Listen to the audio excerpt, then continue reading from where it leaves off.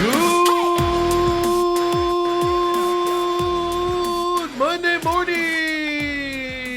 It's the main event. I'm your humble host, Stephen McCollum, and you know him as 17-year NFL veteran, three-time Super Bowl champion for your Dallas Cowboys. Folks, it's going to be one of those days for me. Maybe Dale will carry us. Dale Hellister, everybody. Steven, it's always good to see you. I think there's a song, I forgot who sings it, Running on Fumes. Actually, I feel good right now. And, I know I just walked in, you kind of raised the energy level in the building. And Oh, is that it? And all that, but I've taken to asking Kobe when I walk in now, Yeah. what kind of mood is he in? Just loud enough I've noticed that I can hear you in the studio. Well, I've noticed that.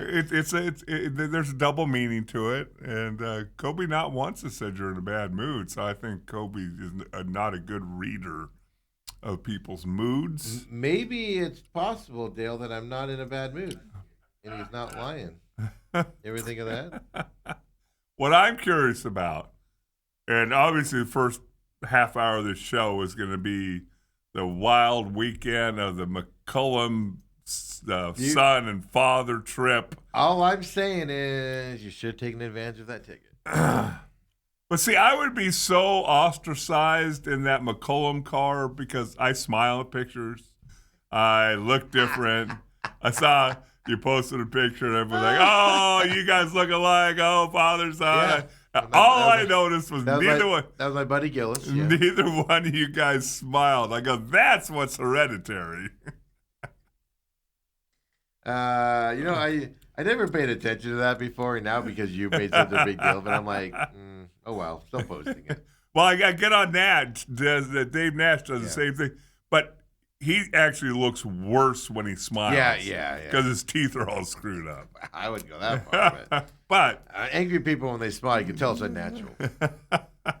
I just really, you had the weekend of all weekends and excited to hear all about it and how it went and how it started. And guys left Saturday morning. You didn't have to get up too early. Nah, we left at 7:38 or something. Yeah, like I mean, that. so it wasn't like, I got to get up at 4:30 and woke up like normal. Yeah. I didn't even pack till Saturday morning and got up, got in the shower, changed, threw my stuff in a bag, and like, all right, we ready? Let's go. I did notice you weren't in your electric vehicle. Nope, took Ethan's. Yeah, well, I took my car, but the one Ethan drives. But you needed a gas-controlled car. Well, it's a hybrid though, still, so we get good gas mileage. Okay, and you hit the road. Hit the road. Let's go. You get breakfast before you leave your neighborhood, or you get it on the way. We got it on the way.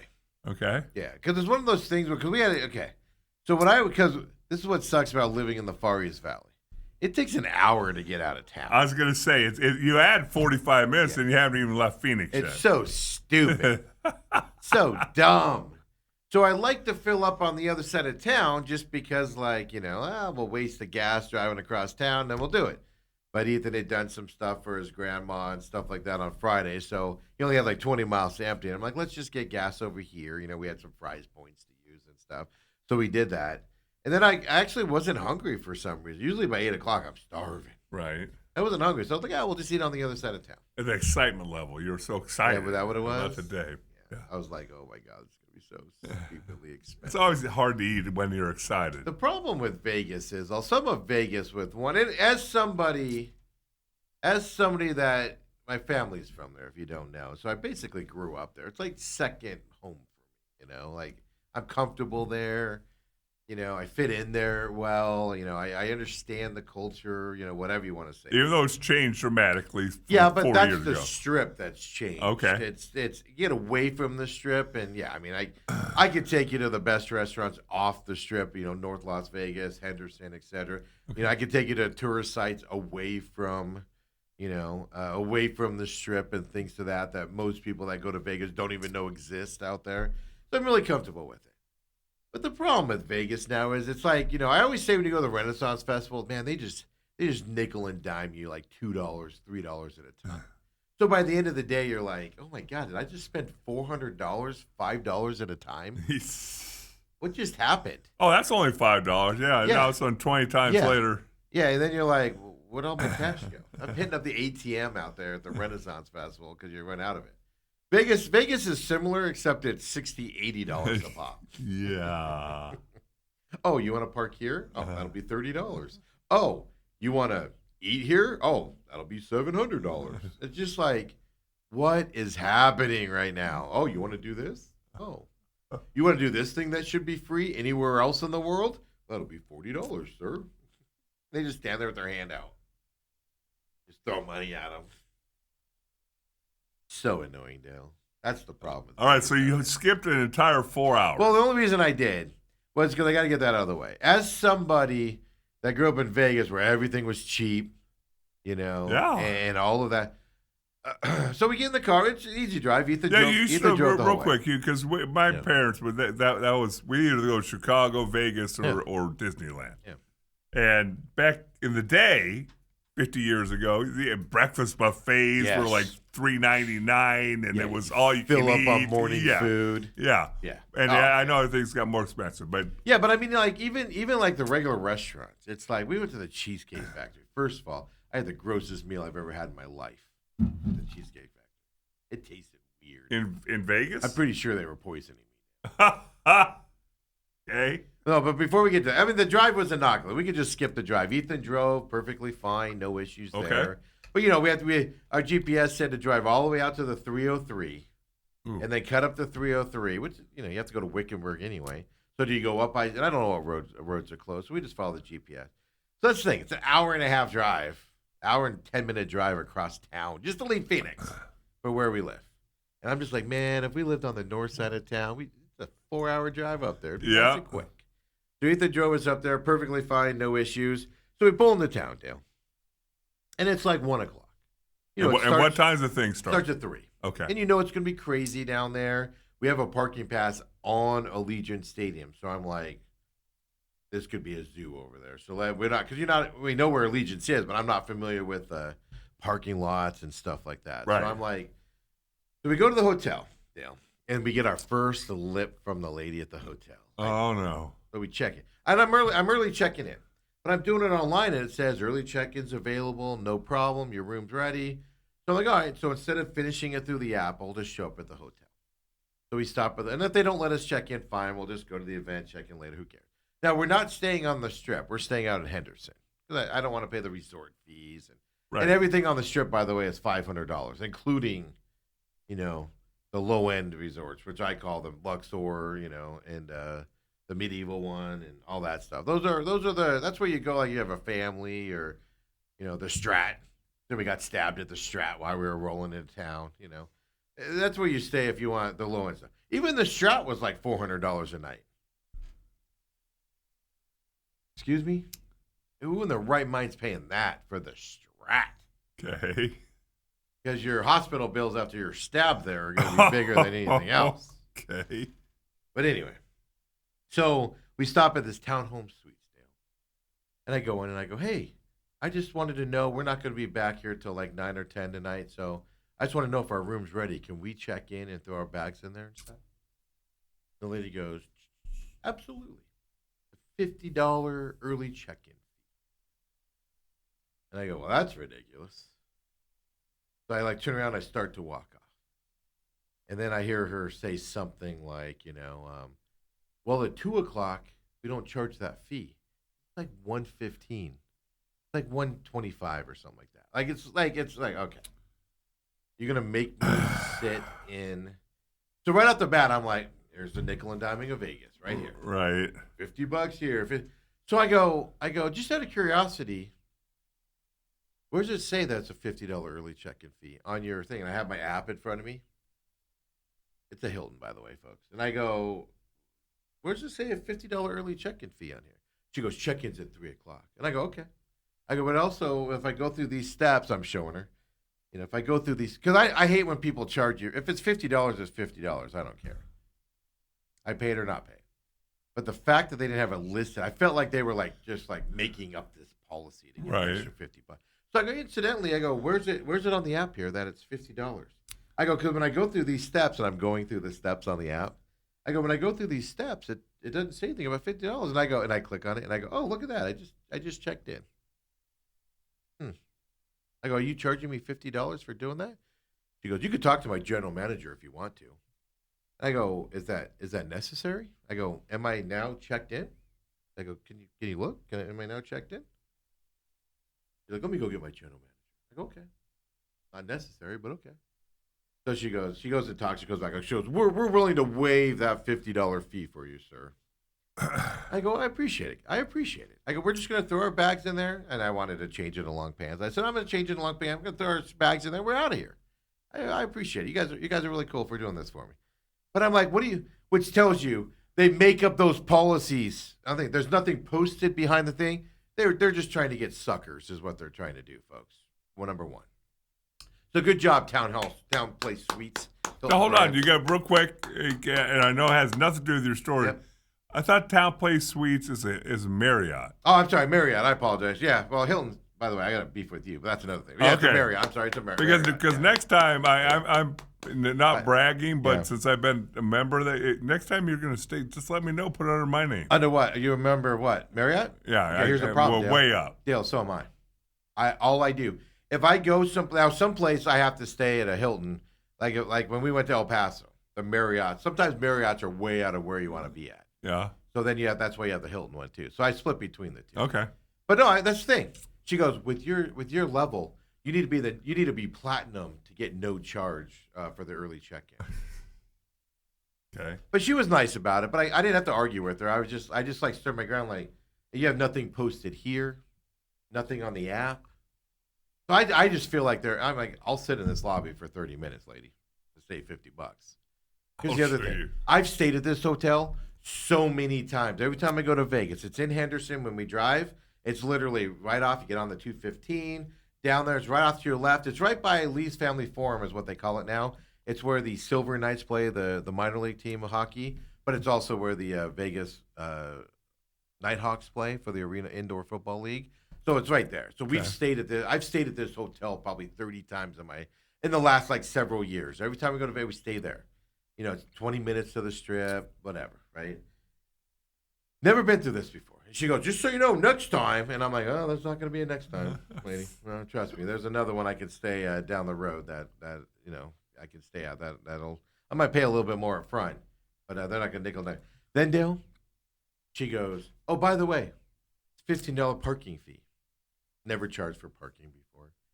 But now I go, okay. So then she checks. Then she like gives me all this stuff, and I go, so do you need my car info for the parking?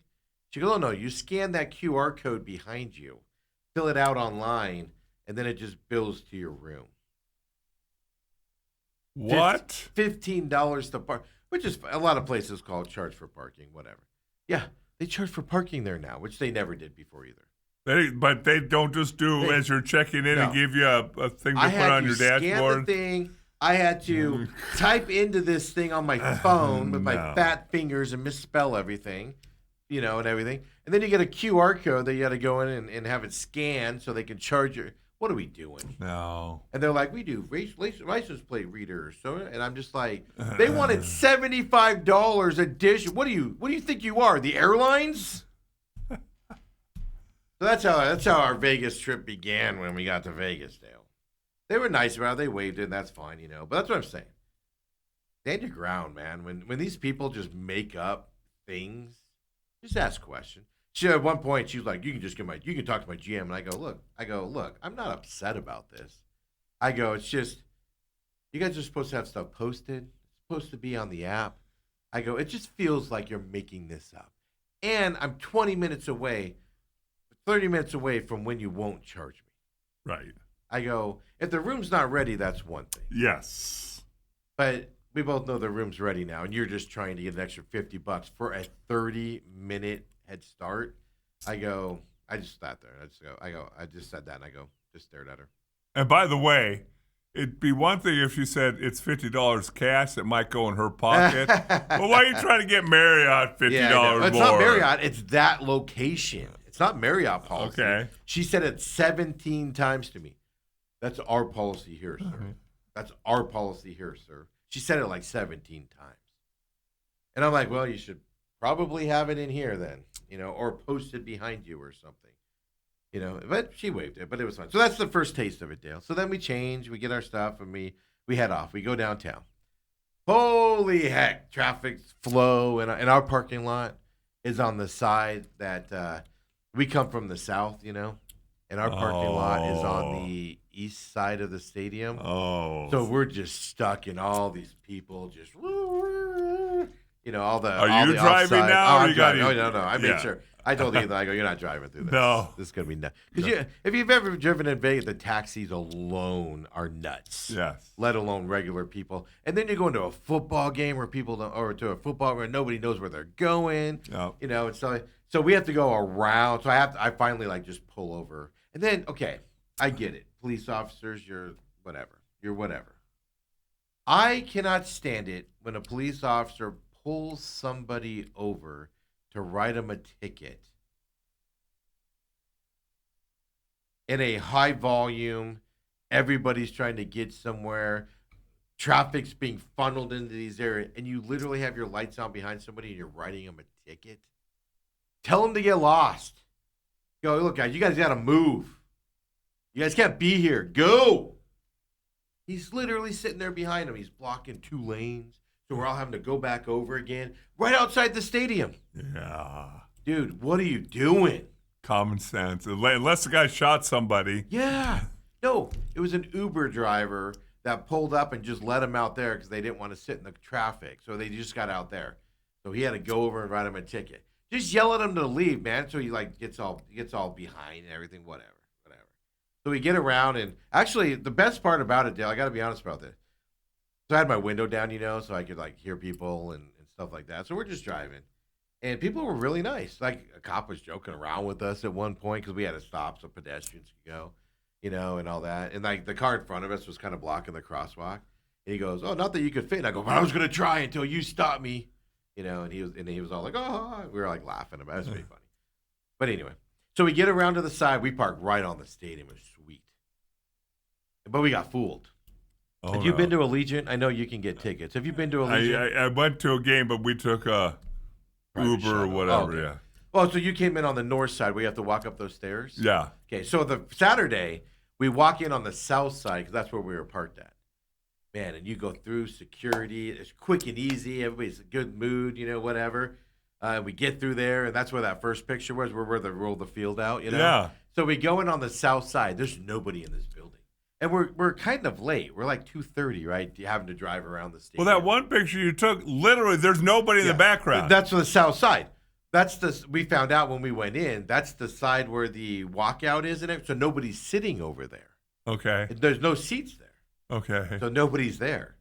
So we just walk in and we're like, woo! So we think we're special. We go around the corner and they have all those club seat areas, Yeah. So we walk by that and all of a sudden it's just shoulder to shoulder. 50,000 people walking with you. And you're just like, where'd all these people? Lines for all the concession things are through the building and everything. And we walked right up to one, got a slice of pizza, spent $52 on 2 drinks, slice of pizza and popcorn. And make sure that you tell us what the drinks were. They weren't double Jack and Cokes. No, they were Coke. They were just it was 2 Cokes. Yeah. Souvenir WrestleMania cups, by the way. Okay. But no, it's just standard. Yeah, $52 for a slice of pizza, which was huge. And then It filled you up. Oh yeah. And then because we didn't eat, once we got into Vegas because we wanted to get over there. About a big thing of popcorn and 2 large drinks, souvenir cups, $52.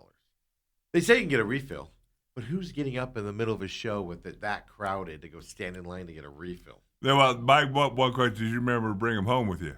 Yeah. Oh yeah. I've seen sometimes I see people. The guy said we could bring them back the next day. He goes, "You can bring them in as long as you just walk them in. They'll let you in with them. You get free refills." But once we saw how busy the concession stands were, I was like, I'm not dealing with that, man. So we got spoiled on that day going in. Then we go to leave. So with the event, we'll talk about WrestleMania in a minute. Then we go to leave, Dale. And they funnel everybody out. If you've seen the stadium, there's a big torch there for Al Davis and everything. And the base of it's where we go out. Everybody funnels out into that. That's the only way in and the only way out unless you're on the south side. And we don't know if we can go outside the stadium and walk to where we need to go because everything is fenced off there. So we're literally fighting all of these people like swimming upstream. I'm like, Ethan, I'm big. Just get behind me.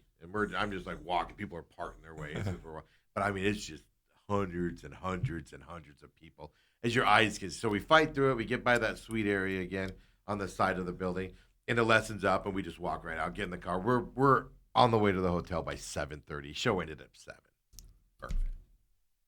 So the next day we decide to walk outside to the north end of the building where everybody walked out because we wanted to see if you could do it, all that stuff. There's stairs on that side of the building you got to walk up to get into this stadium. They're not small stairs, Dale. And Sunday we'd gone to WWE World on top, so I was tired. So that's why I asked you if you'd been there before. It's like, oh no, go in the south entrance. It's just an easy walk-in type of a deal. All I know is one time I've been there, they made us kind of walk through the pro shop, the Raiders pro shop. Okay, which is right by there too. Yeah. But anyway, so go But ahead. basically what I'm trying to tell you, beautiful stadium. Yeah. Flows nicely. I like the way they scan your tickets. I like the way you go through security. It's away from the building. So like once you scan your tickets away from the building, you can walk all around the outside in the fenced area, and you can just walk in. Like at Cardinal Stadium, you got to scan as you're going in, you know? Yeah. Bloop, bloop, and it slows the process down. You do all that away from the building. So once you're inside that circle, you can walk in and out of the stadium all you want. And I like that flowing better. Okay. But then the layout inside is just stupid. You basically have 2 entrances to go in and out on, and it's everybody at the same time.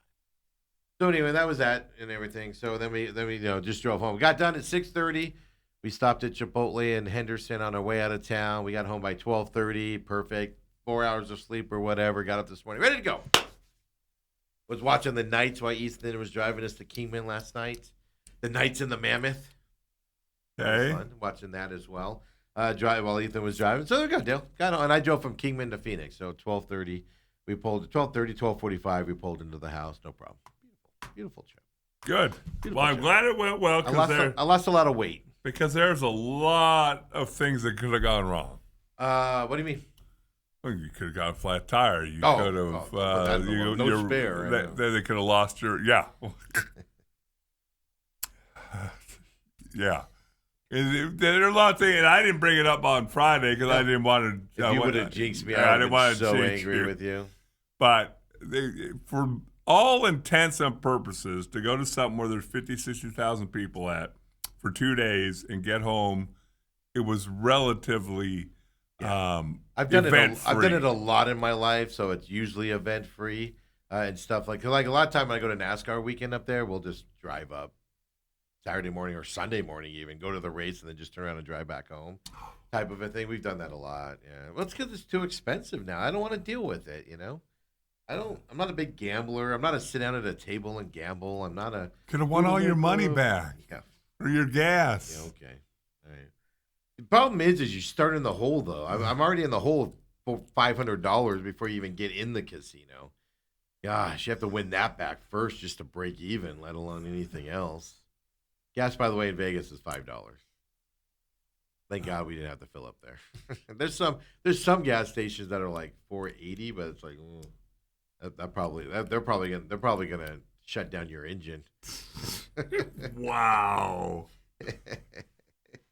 Vegas doesn't have some nice areas of town now. So all in all, It was a good trip. A minus. Okay, so A it was plus. worth it because it was the first time we'd done that. The 2-day WrestleMania event, out of town. This is the first time we've done that. So it was worth it from that aspect. Would I do it again? No. I'd probably just go to one day. If I had to, and that would be Sunday. Because the event itself, I mean, once you get inside and sit down, that's a big, large building. Our seats were perfect, Dale. We were sitting right up, like I said, normally an end zone seat, about 20 rows up, so we were high enough we could see him come out. Well, if you guys saw me, follow me, you saw the videos and stuff like that. It was perfect. We sat right next to the professional, the guys that took the video, the pictures and everything. As we were joking around with that guy and stuff. I ran into like 4 or 5 people. One of them, by the way, Gary. Thanks for watching, buddy. Swear to God, Dale. In a bathroom. Guy picks me out. How embarrassing is that? I was in line. It wasn't like I was like. Oh, I you weren't wasn't at the urinal? Okay. Yeah. From Phoenix. Yeah, drove up yesterday morning to go. Yeah. All I hear behind me is Steve. And I don't. When you do that to me in public, I don't turn around. I just stare straight ahead. I don't know who you're talking How to. many Steves could there That's be? what I mean. I don't know who you're talking to. Yeah. No. And then I feel this. And I go, he goes, Steve McCollum? I go, you going to serve me? Are you from the city of Mesa or Phoenix? I did. I go, you going to serve me? I go, no, I'm just kidding, man. How you doing? And he goes, oh, great, man. He goes, oh, my gosh. So great, man. Driving up here. We're running into you. I go, yeah, who would have thought? You got to meet me in the bathroom. Memories. Good guy. He's there with his wife and everything. They drove up yesterday morning, going to it, and went back as well. But so the Saturday event was disappointing in terms of that. In the stadium, it wasn't as bad as it seems like it was that everybody was complaining about away from the stadium with the way it was visually on TV. A lot of people were complaining about that. In the stadium, it was better, but it was also lacking. The wrestling parts of it where there wasn't a lot of wrestling going on. A lot of standing around, a lot of laying on the mat. And it turns out later we found out it's because of all the commercials they were playing on Saturday. So the question is, the Sunday one, at least in the stadium, was 8,000 times better than the Saturday. Really? Okay. The question I have is, was it always designed that way? Or did Saturday, they saw all the criticism about them and they went, we better be better on Sunday.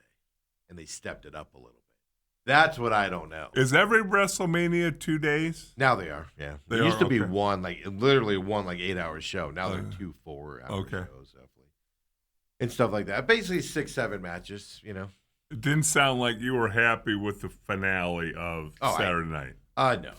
They were just Cody Rhodes and they were just laying on the mat. They take 5 minutes and then they do this flurry of moves and you're all woo! And then they just lay on the mat for 5 minutes and you're just like, go pick it up, guys. Pick it up, guys. I can't stand Gunther. If you know anything about me, I hate Gunther. That match was actually entertaining, and then the tap, and I hate the way Gunther wins. Dale, he just chokes him out, and the taps, and I hate it. I hate everything about it. I get angry when Gunther wins. But a you match. knew Gunther was wrestling that night. Oh no, I did. Yeah, well, nothing I can do about it. What am I gonna do? I'm gonna They got my money, but I'm gonna protest this by going and not watching this. No, because I did. Obviously, I would not have paid any attention to it if I didn't know you were there. But I did read where, it's a pay-per-view and it's on that ESPN Unlimited. Yeah, yeah. So you're paying for. Well, you have to have Unlimited, which I have to pay for right. because Cox doesn't have. But so you do that, and then there's commercials on top of that. And it was mostly commercial. At one point on Saturday, I literally looked at Ethan and I'm like, you think they're running commercials right now? Because when you go to Raw or SmackDown, guys will run into each other and then they'll be on the ground laying there, But they go to commercial? They're a commercial. Really? Yeah, they're a commercial. Yeah. They don't do any action while they're on commercial. Yeah. But Sunday was just blowout. It was starts with just the two best intros on the planet with the two big boys there coming out, and then Brock Lesnar shocked everybody by retiring yesterday. Dale. His match ended, he lost. Because, wrestling tradition is when you're going to retire, you put somebody else over, which means you go up against somebody else, you let them, they basically win, and then you retire and you go off. So that's your final thing that you do. It's like an old tradition. Not everybody does it, but that's the tradition. Brock Lesnar's just laying on the mat, and everybody leaves and everything, and you're kind of like, Brock's still just laying there. And everybody's just leaving him alone. And then the music ends, and then you're like, oh, the cameras are still on. And Brock sits up, he takes his gloves off. The second he started taking his glove off, it was like, uh-oh, he's retiring. Got to cut everybody by surprise. I didn't see anybody predict that. Yeah. How old do you think Lesnar is? 48 years old, I actually know that. He's my age. 48 years old. Yeah, I knew that, yeah. Had a heck of a career. Oh, my gosh. Yeah, I mean, it's probably time at 48, right? But now my question is, how many of these guys retire and then in about a year and a half make a miraculous return? So here's what I was asking, because we knew his retirement was coming. Everybody thought it wouldn't be until SummerSlam, which isn't until August. Okay. The fact he did it there I don't know. Maybe it's a health issue where his doctors are like, you can't keep doing this, man. Like, you got to stop now, type of a thing. Or is it just like he's just like, I gotta go. I can't keep doing this nonsense. Those big boys take beatings, man. Those big boys throw each other around and Right. stuff. Like that's how it started Sunday. It was just amazing start to that event. Yes, but Sunday was by far the best. Okay. By far the best. I had so much fun. But I did see online, like on the ladder match, which I hate ladder matches, and this was the most fun ladder match I think I've ever seen. But for us, they were doing the intros and bringing them in. And it's just like it's you don't know them, Dale, but these are guys that have great intros and stuff. And then I see online this guy tweets and goes, they come back from commercial and 3 of the guys are already in the ring. So apparently they didn't even show their intro. These are big name guys like Rey Mysterio. They didn't even show them intro. They were just standing in the ring when they came back from commercial. Like, what? What's happening? I don't know. I'm kind of glad I was there. But it was a fun experience. I mean, I'll take it either way. It's in the stadium. It was enjoyable, even though it had a lot of negativity to it on Saturday. It was still enjoyable. It sounds like watching at home, it wasn't as much fun. Okay. But there in the stadium, it was fun. But you got all the Dale. It's little kids to men my age cheering. Like I try to do. Like I tagged you on one where just like the stadium's just like quiet. And you just hear the music start, and then everybody's singing. Like 60,000 people singing along to the song while they're walking out. I'm sorry, man, it's great. Old people, young people, other people, everybody's just a big move's coming, man, and everybody's standing up cheering. I'm telling you, Dale, you would have so much fun at these things. George Kittle had a blast. They kept putting him on the screen. Tyrese Halliburton had a blast. He was there too. I'm just I'm glad to have to watch that crass dance at whatever they do. That would have really set me back a couple decades. Oh, you would have liked the Liv Morgan intro. That's all I'm saying. Yeah. I was telling Dale about that earlier. Was that the one you're talking about? Yeah. She's the young one. Okay. Yeah, she's the young one. Yeah. Okay. And it was great because like, I mean it wasn't great like that, but it was like she's doing it. I'm just sitting there and I'm like, there's kids in this building. Like there's like a 5-year-old boy behind us cheering it on. I'm like, there's a kid behind me. Like, Dad, cover his eyes. That's 48-year-old Steve. 28-year-old Steve could care less about 5-year-old This is the kids. problem. Then you got the guy 3 rows up behind you, acting like he's at the Purple Rhino or whatever those places are called there. And it's like, dude, there's kids here. Oh, It goodness. was great. But everything's bigger in wrestling. So the entrances are bigger and all that stuff and everything. But it was so much fun. And everything. So would I do it again? I don't know if I do 2 nights. It's just like I said, it just adds up. Right. And I'll tell you this: if it wasn't in Vegas, like they did wrestle next year. It's in Saudi Arabia. They actually had a booth in WWE World that we went to. Going, oh, put in for tickets for WWE Riyadh, and the booth was just empty. I don't think I saw anybody in that booth the whole time we were at WWE World, man. And I'm like, who's putting their name in to get free tickets to Saudi Arabia for Right. next year's WrestleMania? Like, who's doing that? That's the booth you wanted to work this week, because you could just stand there with nobody coming by. Could you imagine? Hey, congratulations, Steven. You ran 2 tickets to WrestleMania next year in Riyadh. I'd be like, great, thanks. Is the war over? The bigger thing is I have to go to I'm complaining about driving to Vegas. Yeah. I don't think that's a quick weekend trip, Steve. But WWE World, it's just one of those things. The NFL has it, the NFL experience, where you go and they have like a lot of. It's one of those things where you pay a lot of money to get in, like $70 a person to get in, ridiculous. They have some interactive stuff. They didn't have as much interactive stuff as before, but they have cool things like entrances where you can do your, you go.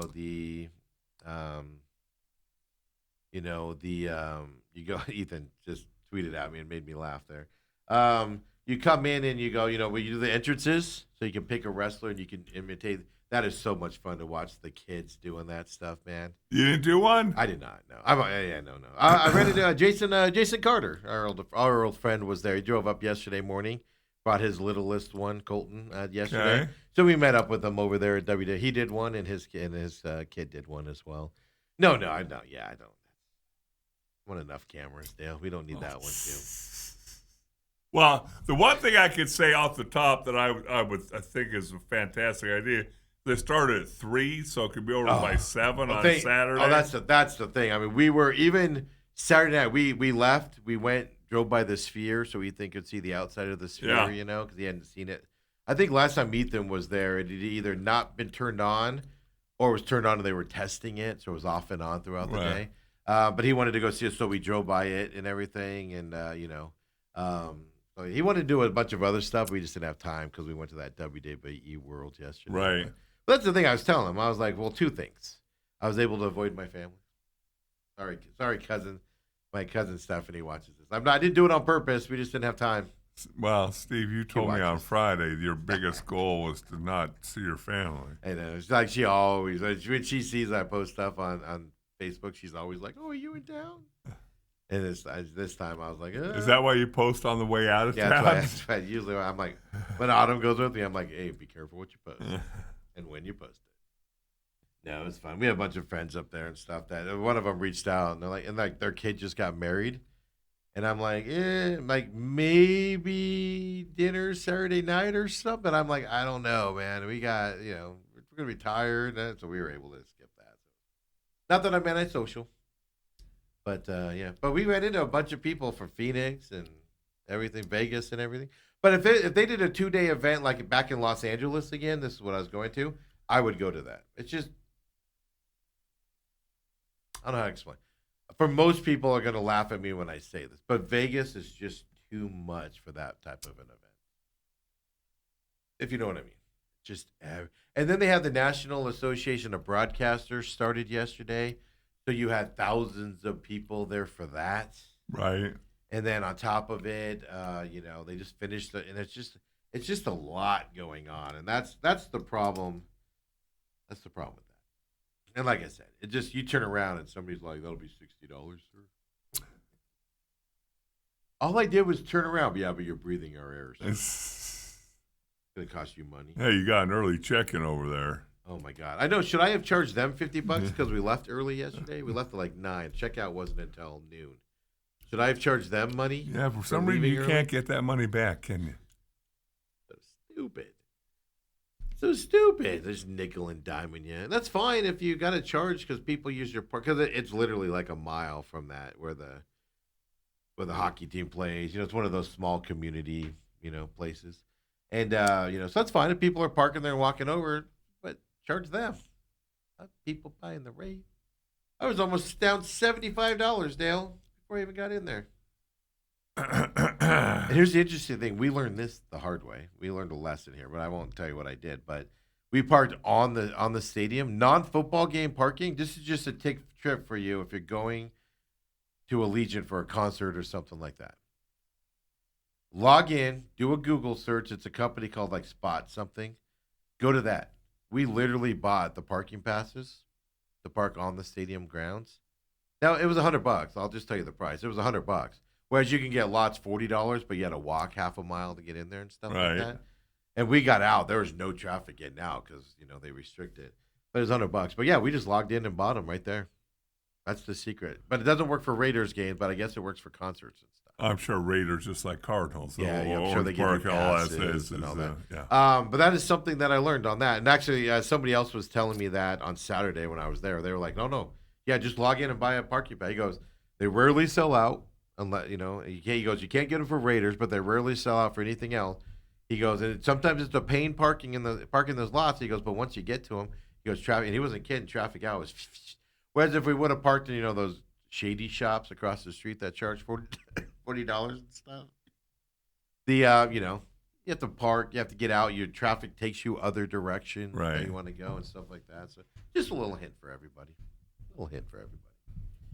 My public service to you out there. Robert says, anything ESPN touches goes to crap. Says, kind of like hedge funds buying food companies. All of a sudden, everything is higher priced for less product. Well, that's the problem not just with ESPN, but that's the problem with TKO buying WWE. They're slowly ruining the company. They're sanctioning out. So I made a decision in my life, like, I don't know, a year ago, 6 months ago, that if a hedge fund buys a company, I'm going to use that company as little as humanly possible. Okay. Because it's true. They have to get their money out of it. They just squeeze every dime out of it and then they sell it off.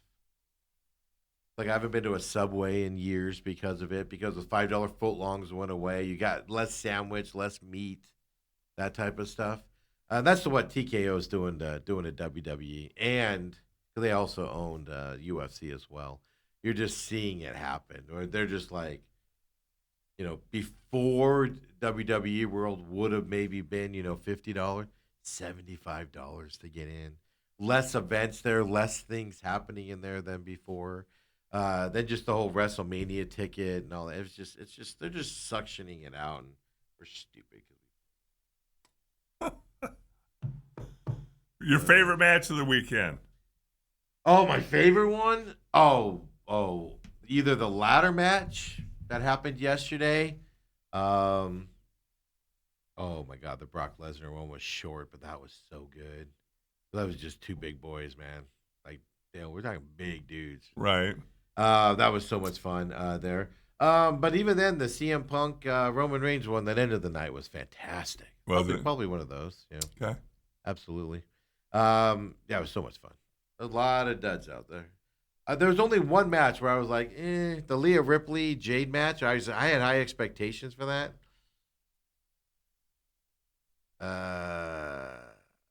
Yeah. I was probably starting to fall asleep during that one yesterday. I got kind of bored with that one. Robert says, listening to old man Steven say you might not do that 2-day trip again. He goes, what do you think? Is it a trip you would do again or too exhausting for you? That's Papa Mike chiming in. Here's the deal. And Papa Mike, the way you're watching, we're testing that out. So hit me up later and let me know how that's working out for you. 'Cause we're not ready to announce anything, but we're trying something different here today. Getting ready for the NFL Draft Show coming up Thursday night, Dale. Okay. So we're doing the testing today out there. But no. It's exhausting. That's not the problem. It was fun. It's more of the disappointment on Saturday. Was it worth going on Saturday? Sunday was worth it. Was it worth going on Saturday? Probably not. But that was a side of the event itself. So no, I would do a 2-day Vegas trip in 2 seconds. I have no problem doing that. Right. Like, I'm fine right now. Talk to me about 1:00 today. You won't be. I'll tell you that right now. Because you'll be sleeping. I'm gonna be passed out on my couch in my living room, and stuff like that. But yeah, so but it's fun. I do it again. It's just more of you don't like to travel that way and go through that to just kind of be disappointed. Like that time I went to the Coyotes Red Wings Game 7 in the playoffs that one year in Glendale. And it was like on a Thursday night or something, so I had to leave the house at like 2 to get there on time and stuff. And you got all the way there, you sit down, you buy all your stuff, and you sit down. And the Red Wings were up like 7-0 in the first like 4 minutes. Yeah. And then you're like, I just fought all of that to sit here for this. Yeah. Same concept. It's just you're gonna go through all that. You want it to be a little bit better. That's all I'm saying.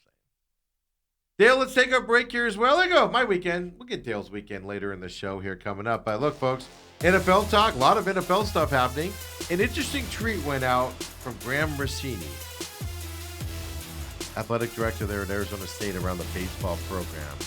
I love this beyond belief. We'll talk about this tweet he sent out as well. Diamondbacks.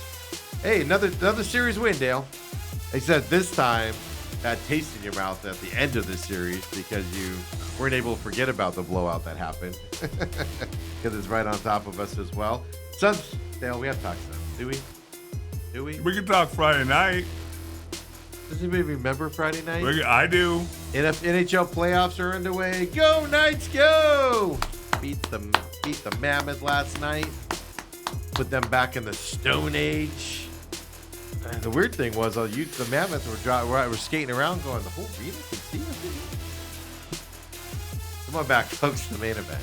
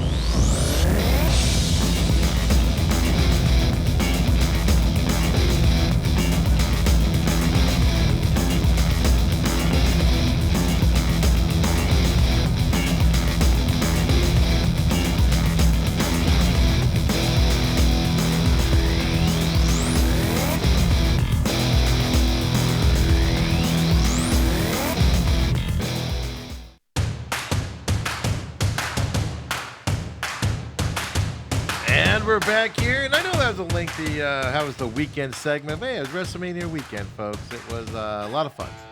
Exhausting, but a lot of fun out there. Papa Mike, appreciate you joining us and watching us. I think I know how you're doing it there. Like I said, we're testing out some NFL draft show stuff coming up for Thursday night, 4 p.m. Me, Bruce Cooper, 17-year NFL veteran Del Hellestrae. Possibly some special guests joining us as well. We got commitments. It's just a matter of, if they follow through. One of them's an egomaniac. We'll see here.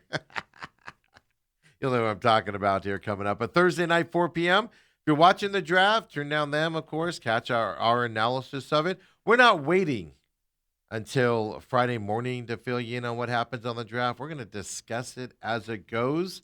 Draft show Thursday night, 4 p.m. as well for you. Come and join us. Robat TV. It's going to be live on YouTube as well, as everything is going well. So follow us, TME Media AZ on YouTube, as well as where you can find us out there. We'll put it out on demand also for those of you that want to go back and maybe see what we say and stuff. We'll put it up on our normal places, Rumble, podcast systems and everything for those of you that do want to kind of see what we say about certain draft picks, etc. If you can't watch us live on a Thursday night as well. And Ethan says in terms of, he responded to Papa Mike and said, maybe if it's close, but not cross country, meaning the WrestleMania. Like, I have no desire to go to a WrestleMania if it's like in New York or something like that. That's just got to be close to do that type of a thing. You guys could get on a plane and see a different part of the country, Steve. Well, I'd rather do something else if I was going to do that than that. And then Ethan earlier texted in, it's made me laugh, and I lost my train of thought. He goes, don't forget I called like 10 things at Mania. Yeah, he tweeted that at me there. Instead of texting my phone, and he's in the other room here. He's back there doing some graphic stuff. Oh, he's here? He's here. Senior Ditch Day today. Oh. Yep. So he decided to come in. Well, we'll be done early today. So so it's Senior Ditch Day. So he's came in to do some graphics and work for us and everything. So he's here. Yeah. Okay. I know. What kind of kid goes to this? Kids are not going to the today. river or the lake. Yeah, a lot of kids went to the lake. He's like, I don't want to. Well, he just also was in Vegas for 2 days. Yeah. But he did, man. He called Jelly Rolls showing up. He called Paige coming back. And for those of you that remember Izzy, back when Izzy was around and doing his shows here before he went back home to Chicago, he had Paige on his show at one point. She came into town. She was with AEW back then, and she just came back to WWE. But she made her return here over the weekend. Ethan, I was like, she's not going to come back here at WrestleMania. She'll come back on Raw Monday night. They'll start the storyline for her, and boom, music played right off the bat and came out there. But he did not nail. Nobody nailed the Brock Lesnar retirement, though. That was really that was kind of a shocker to see from that side. But yeah, so here we go, Dale. That's enough of me. Well, really quick, how was your weekend? That was your boring, my weekend doesn't matter. Slacking weekend where you just sat around. Make something up real quick on what you did. Well, the weekend started at Suns game. That's right, Friday night. You did go. My friend Kevin Ray came up with a couple tickets for my son-in-law and I. It's funny because I texted Kevin Ray one time, and I was just like, hey, Kevin, how you doing, man? And he was like, lose my number. Yeah. Well, you asked for stuff, and he's like, here you go, Dale. Yeah, well, I told him to lose your number. So. He goes, are you the guy that works with Dale? So we got the whole, Scott got the whole experience. We got the valet parking for the Rah-Rah room. John met us there. We all went down to the Rah-Rah room for the game. And great sightseeing down there. So you're going to look back at this someday, Dale, and you're going to go, God, I wasted all that time. With that one, what was that? What was your husband's name that you got rid of a bunch of years ago? You'll probably be the guy that still hangs out with your daughter's ex-husband. Probably be that guy. What? So you're calling Hillary and Scott are getting divorced? Wow. Odds are in my favor on that. Wow. Odds are in my favor. Statistically, yeah, I hope I'm around when your kids start getting serious with somebody. That's ridiculous. Anyway, we went to I'm just kidding. Ignore Steve. I'm just kidding. Went to the Suns game. That was a fun game on Friday night. Got to the Rah-Rah room. Got decent seats. And did you pay for any of the Rah-Rah room, or did you make John? We bought drinks. We bought drinks. Seats were pretty good. Probably corner row 15 or something. So Nice. Really nice. And great atmosphere, fun game. Suns won that game, as we're saying the whole time. We were talking on Friday. You win tonight, you're just lining yourself up on the in front of the firing squad. Me and Ethan were at Cheesecake Factory on Saturday night, and Ethan goes, "What time does Suns play tomorrow?" And I literally went, "Doesn't matter." Yeah, I think they could have played that at 6 in the morning. They'd I still have lose. zero expectations of this Suns series. This series, anything good happening? I mean, and again, Oklahoma City for some reason is a team that I just don't watch. Yeah. I watched them last year in the finals and maybe the Western Conference finals. Yeah, you're not watching them. But I'm not watching Oklahoma City play Memphis in the regular season. Yeah. And they are so freaking good and so deep. But I hate that SGA and the way they call fouls on him and stuff. My opinion is if they're going to call fouls like that, just take him out. You got 4 guys on the bench that aren't playing. Just put them out there and be like, you want to flop? All right. Yeah. We'll give you a reason to flop, Tiger. I was going to tell you in the first quarter, so I sat down. I did not see a second of it. Yesterday. So you know. You got the Diamondbacks starting about the same time that the Suns start, and I got the RBC Heritage from Hilton Head going on. That was a good ending. And so I sat down like, this is just going to be the greatest afternoon. And start with the Suns. They start at 12:30.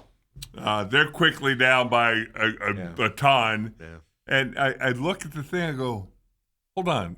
The Suns have 5 fouls. Oklahoma City has none. Yeah. And this is midway through the first quarter. The Suns are already in the penalty. Yeah.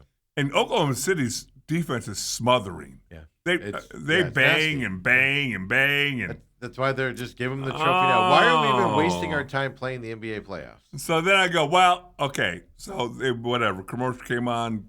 All I had to do is hit one button. I go, the Diamondbacks, they're down 5-0, and there's 1 out in the first inning. Yeah. Like, wow. So we're standing outside the Allegiant Stadium, and we're kind of like there's stairs that go up on the north side. We walked around it this time, and we're standing on top of the stairs, and we're just hanging out there because I'm like, dude, we're like an hour early, man. We're just gonna go in there and sit down. Like that sucks, whatever. So we're standing outside, and I get and Ethan goes, "Oh, Suns are getting their butts kicked," and it's like 65-32 or something. Yeah. I don't remember what it was. And I go, "Oh, yeah, that's not a surprise."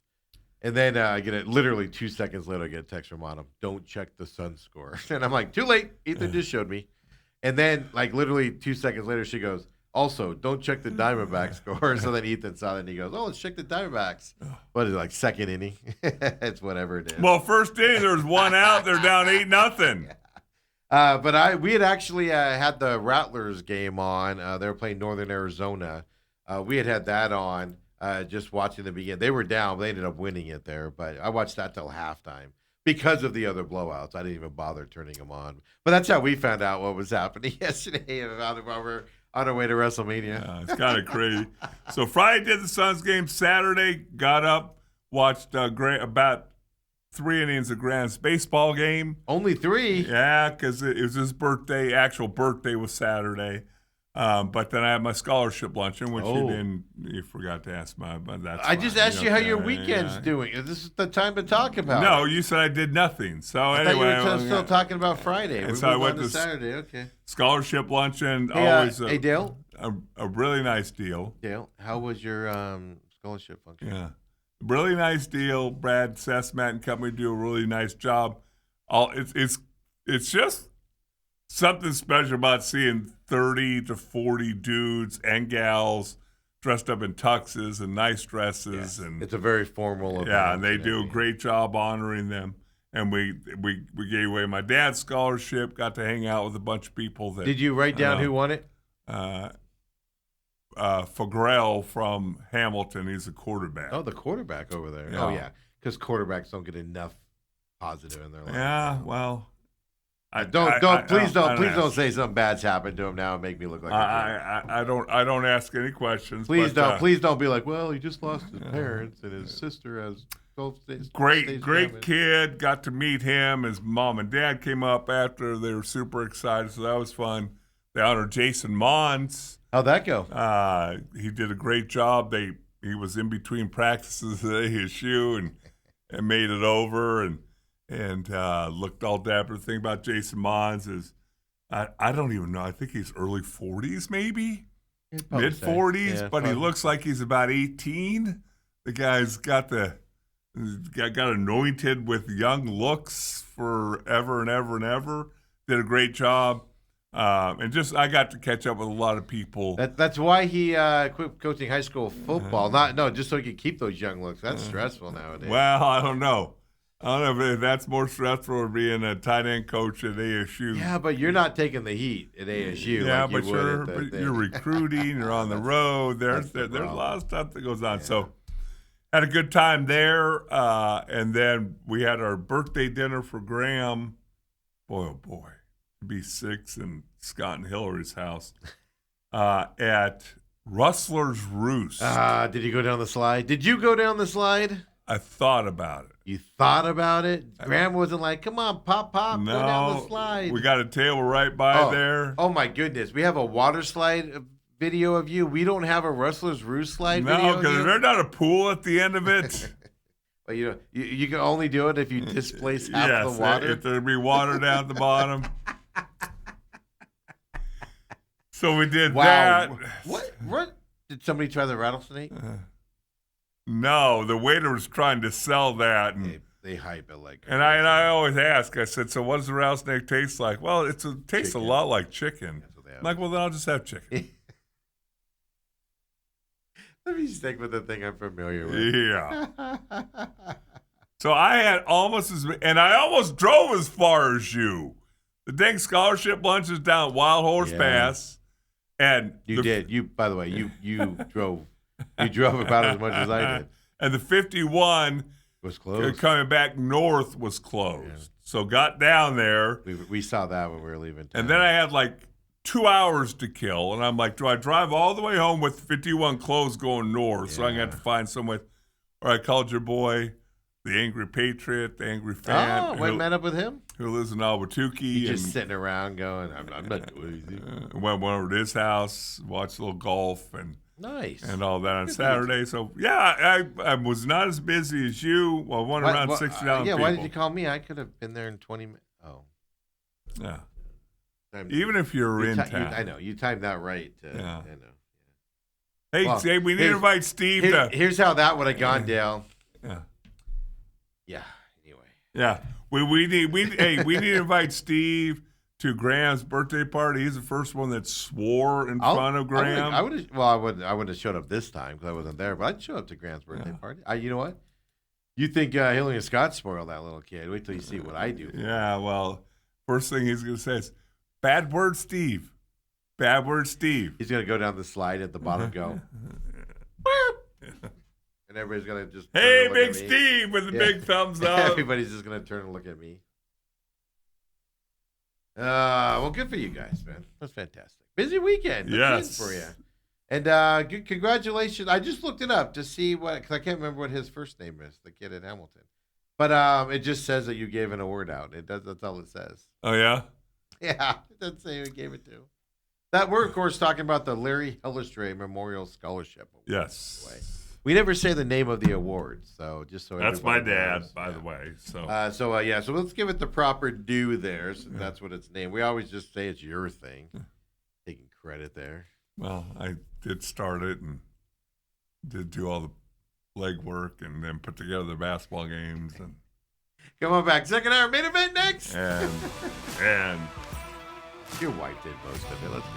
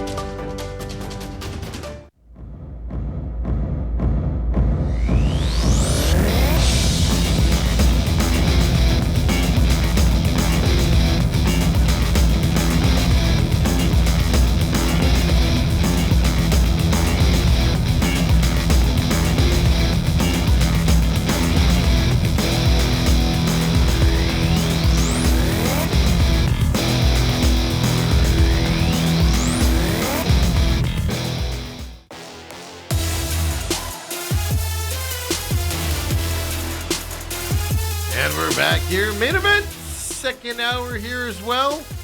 I see a couple of y'all have figured out what we're kind of talking about earlier. Robert says, now I can listen on my TV. So far, so good. Saving my iPhone a battery. Yes, some of you have found it there. We're not making any announcements. We're doing some testing here for the NFL draft show on Thursday night, folks, here. So 4 p.m., me, Bruce Cooper, 17-year NFL veteran. No. Okay, I got it. Dale Hellestrade. No. No, I got to correct your English. No. I got to correct your English. Me? I got to correct your English. Bruce Cooper? I got to correct your English. Now, Autumn is a teacher. I'm surprised she let you get away with this. Yeah, she yelled. As an SMU guy. So, I don't know who's all there, but you put you last. No, I put me first. No. Because I'm the most insignificant. No, person that's why in the you group. go last. No, I gotta make myself feel important, Dale. That's the only reason I'm first, is I have to. So put you go. myself We got first. Bruce Cooper. 34-year Channel 12 sports guy, local guy here, local legend. His Emmys might show up. Who knows what he's gonna bring, folks? But Thursday night he'll be there. 17-year NFL veteran, 3-time Super Bowl champion. He will reluctantly talk about playing for some of the worst teams in Buffalo. He'll sometimes talk about his small, little, tiny stint of, 3 months, 4 months with the Raiders. He might even tell you about his long snapping woes in Baltimore for 3 games before he figured it out and everything there in Baltimore. I figured it out. I got out of there. He retired again. Yes. Then Dale Hellestrade will be there. We got some special guests that, trust me, folks, just some bigger names coming in as well. Possibly showing up on that as well. And then some guy named Steve. No, and you saying yours truly. Yeah. That you don't like to be called Big Steve. I'll You figured that I'll out. play it a little bit there. So if you're seeing that, the goal is keep that going. People that have found that there, but we're not advertising it, anything to that effect. We're trying some things here, folks, and we'll, as a company, and we'll see where we continue to go on that. So I appreciate it. If you have any specific questions on it, for those of you like Robert that's got on and knows, and we're not trying to be secretive here. It's just we don't know what the future lies on that. But if you have specific questions on that, don't hesitate to either DM me, text us on the text line, 623-252-6670. Actually, don't do that because we don't reply on the text line. Just DM me, and I'll fill you in, non-publicly on what you can do with the some other things and stuff to that effect moving forward. So, but we're not announcing anything at this time. Just testing for the NFL draft show, Dale. What we're doing. Looking forward to Thursday night. It's gonna be fun. Cardinals, Jeremiah Love or Trey Down? The question. We're going to get into that here in just a minute. But really quick, Dale, I want to start this part of it because we had a lot of fun in the first hour, with just the weekends and everything. And again, Dale, how was your scholarship giveaway? It's good. Fun afternoon. He seemed very, very excited and just. Where's he going to school at? I didn't even ask him. I saw it recently. I didn't even ask him. And the Hamilton, and I cannot remember where it was. I'll have to look it up. But 2 cameramen, a guy named Brad Gass from Channel 10 and Gustafson from Channel 12, guys who. Wasn't Gass at 12 for a long time? Yeah, though, and then that's where I met him. Yeah, and then he moved to Channel 10. Last year went down. He's always on the field, and he's got a camera shot of. I think he said Marvin Harrison maybe his only touchdown pass of last year, but a defender overshot him and took Gass out, chipped some teeth and all that and all that. But they live their bodies live a hard life. They're carrying around a 25-pound camera. They don't have like what we use. We use those little Sony 4Ks and stuff, that you can easily hold with one hand. And right. I can go like that. No, they have those old school hunky. Yes, 25 pounds. Things as they're running around. Let me see. Oh, no, that's not the right. I was just looking up where he was committed to, and I completely forgot because it's going to kill me now. You'll probably figure it out by Wednesday. It'll hit me up here. But, so, well, that's good. I forgot. Yeah, okay, I've got to give the cameraman due. By the way, at WrestleMania on Saturday, like, we're just watching it, and you just see this camera guy. And I'm watching, they have the feed up on the big screen on top of it. It just You just see this. You just see this camera guy. Perfect shot of the inside the ring. He's right next to the ring. Perfect shot. And then you just see like this little thing where the camera like shoots down real quick, and then you like just see it go all the way down to the ground. And so as you're watching it on the screen, you see like it's obvious he fell and his camera's going down. Right. And then I can also see him falling because it's in my shot as well around the ring. And he just goes down. And then they switched off of him, but it was too late. It was hilarious. That's why I tweeted out, and I was like, we need an update on that camera. He got up right away. But I was like, we need an update on that camera guy who went down, tripped over one of the wrestlers. It was so great. But, those guys do a job, man. They're behind the scenes. They don't get a lot of, play, right? The wrestlers obviously do and things like that, but those guys do a great job out there. And another guy that does a fantastic, great job. I'm more worried about losing this gentleman around the ASU program than I would be Kenny Dillingham or any of the coaches. And that's our buddy Graham Rossini. Okay. When Graham first got hired, remember, and the ASU season started, I was kind of the first one that, found out he'll respond to you pretty quickly if you have a concern. SD was found out. Yeah, and I was all like, "Ooh." We were kind of the first ones. I was kind of the first one to experience that from him out there. Of course, back then there was an ESPN game for football. They closed down the way we leave. Old people were like having to go downstairs and things to that effect, and stuff like that. So I just flippantly put out what a clown show this ASU program is, and what was it, 2 years ago? 3 years ago, it's when they weren't very good. It's before they got good. Right. And I put, this is what a clown show. They can't even get the exit of the stadium right. Like old people are gonna fall down stairs here and everything. And the security people were rude. Literally before I got to the car that night, I did it from the stadium. By the time I got to my car, 10 minutes later, he had responded to me. Did he respond, Big Steve, or just generally? No, he said Steve. Okay.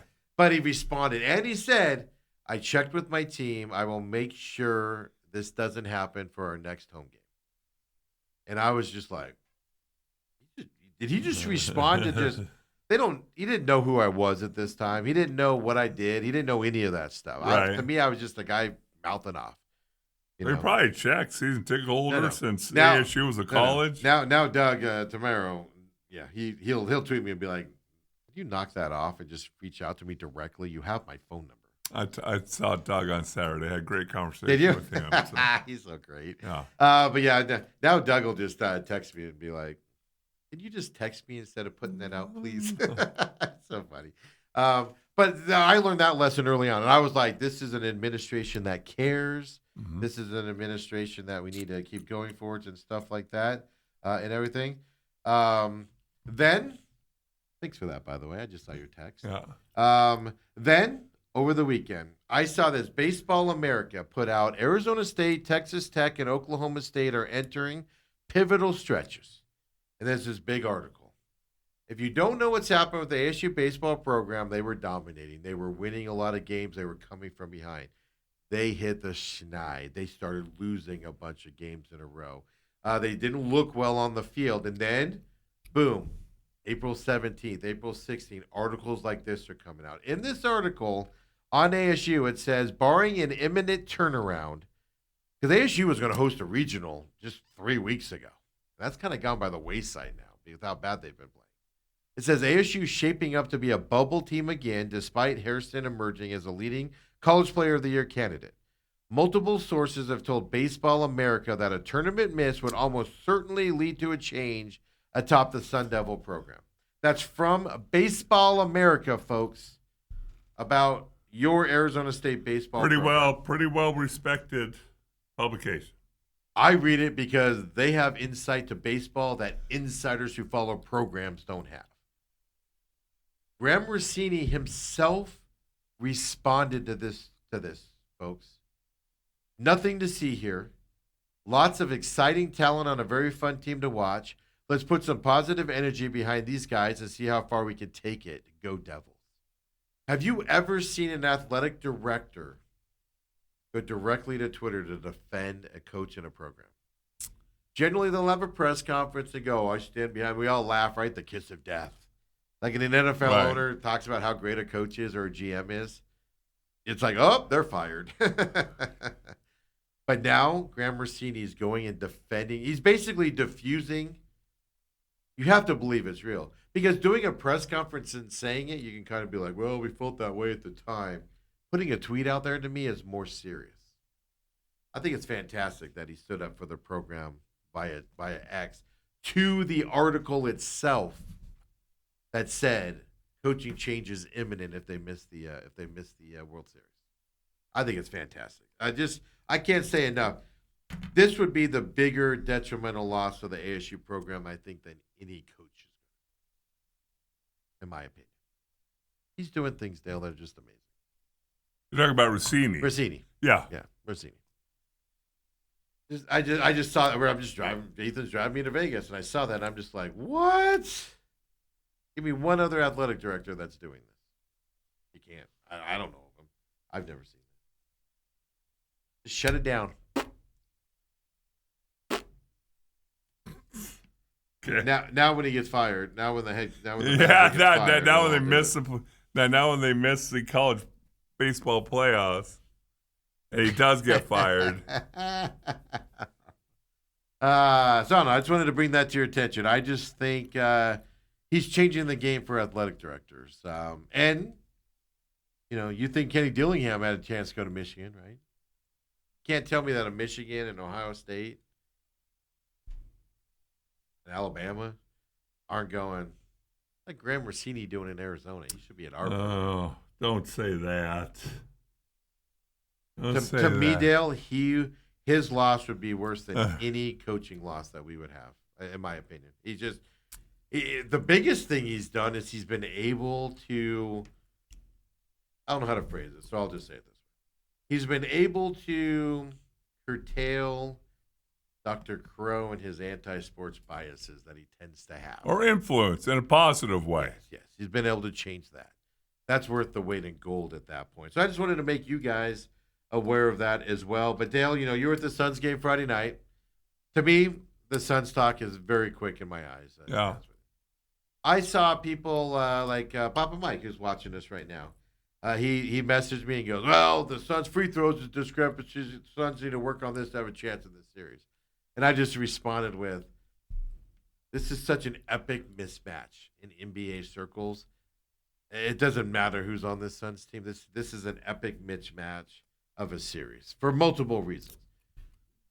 You could tell, first of all, if you watch any of the games over the weekend, which I did not, but I've seen a lot of Spurs games and other teams play, Denver, or throughout the regular season.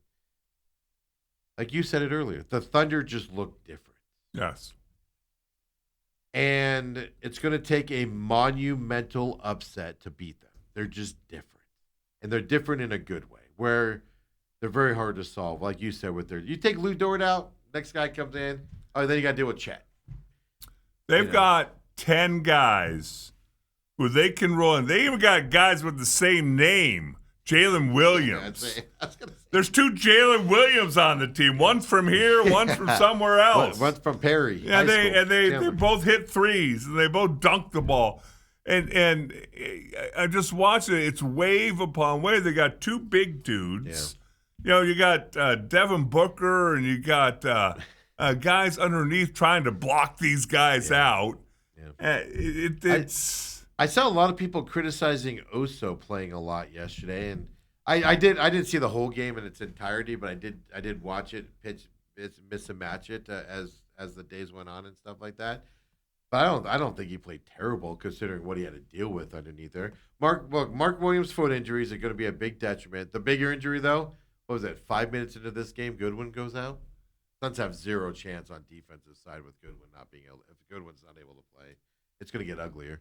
The thing I have for you, Dale, I told you this. We told you this before. I did at least. Suns have zero chance in this series. They'll be lucky to win. They might win Game 4 because Oklahoma City's like, yeah, we'd rather win back in Oklahoma. That's what Dale said on Friday. I tend to agree with. That's your best chance of winning a game in this series. These are going to be blowout games. You might get a game that's within 10 late, but it's going to be a rarity here coming up. This is a monumental monumental mismatch here for the Suns. We knew it was coming. That's my expectation. We'll see what happens from here, but there we go. But without Goodwin, if he's not able to come back, you're done. Well, Without having Mark Williams in there with his foot injury, you're done. and without Grayson Allen, and even with them, You're still going to struggle. But because seriously, as I'm watching them, I mean, they start Hartenstein and and Chet, and those two guys are 7-footers. yeah. Big, strong. I mean, Chet's not necessarily strong, but he's still 7'1", 7'2". I think he's sneaky. Yes, Like, and you look at him and go, that guy's a twig, and then he'll just overpower you and dunk on you. it's just 119-84 was the final. What's that? 94-04. There's a 30-something point lead. Yeah, That's so all it's I'm a saying. 35-point difference, and Oklahoma City took their foot way off the gas. That's the embarrassing part. Is I heard that, so I went back Yeah. and watched like the last, basically the No. rest of the fourth quarter, and they weren't even. They were just like I mean, I was trying to they look turned for into the certain things. Globetrotters, Dale. Yeah, at least the Suns don't have to play. You know, they played Sunday. They're going to get a couple days off, and maybe they'll get some rest there in Oklahoma City. Not a whole lot to do, but I just think the inevitable. It'll either be over in 4 or maybe 5. My favorite part was the game had already started, but I saw it on Twitter where Dylan Brooks wouldn't let Chet Holmgren touch the ball before the opening jump. They're playing keep away with him. And then it's like a 30, and I'm like, really? How did that work out, Dylan Brooks? Yeah. Just so dumb on that. That's literally I don't know what else to say about the Suns. Yeah, we can break down this game. No. It comes down to one bottom line. Mismatch. Suns aren't going to compete with the Thunder. Period. End of story. This is a monumental miss, both on court performance, but also the manipulation of the refs. The Thunder can do it in a way that nobody else does it, and Devin Booker and Dylan Brooks aren't getting those calls that the Thunder are going to get, specifically SGA. Period. End of story. It's exactly why we said that first playoff game they had to win, so they got the 7th seed. Because again, I don't think we'd be talking about this if it's San Antonio. Now, I wouldn't pick them to win the series, but I would pick them to win a couple games against San They can Antonio. win 2 games against San But Antonio. my goodness! And then, by the way, we'd be remiss if we didn't mention your boy Kevin Durant. Bumps knees. He missed first game. Might miss second game. I was sitting there and I saw that. I saw that. Did that come out Saturday? I think right. They Yeah. played Saturday. I saw that come out. I was going to tweet out. We were driving, so I was driving, so I wouldn't be able to do it. But I was going to tweet out and be like, "What is this? The Medic series? Is this some hospital, the sponsor of this series here?" Luka didn't play. Not Kuminga. The other guy for the Lakers didn't play. Kevin Durant's out. Lakers get the win. Like what? That's serious. Well, and Kevin Durant, they were talking about he played 74 games this year. Wasn't like a 50-game season. So I part of me wondered if that was we could beat the Lakers without Kevin Durant if they don't have Luka playing. Part of me wonders if that kind of went through their mind, or not necessarily that, but it's more of it's only game 1. This could be a long series. I Let's think get him healthy I think for he the rest bumped of it. knees and. Yeah. But anyway, that's my NBA. So the Suns don't play again till Wednesday. Yeah. So that's so it gives them gives them today, all day tomorrow to rest. Steve get their legs up What do under you think them. they're doing in good old OKC next couple of days? I've been to OKC a few times, Steve. Are they just like, can we practice some more? There's not a whole lot going on. Wemby looked good yesterday, by the way. Yeah. Ooh, in his playoff debut. He looked good from that side. Yeah, so today, by the way, all the playing games were on Amazon Prime, right, Dale? And we're all like, "Arr." Well, starting today, games are all on Peacock, today and tomorrow. So if you want to watch an NBA basketball game Monday or Tuesday, all on Peacock for you. By the way, the Trailblazers lost to the Spurs, and I did see some of that last night. Man, remember how good the Trailblazers looked against the Suns? Ooh. They didn't even.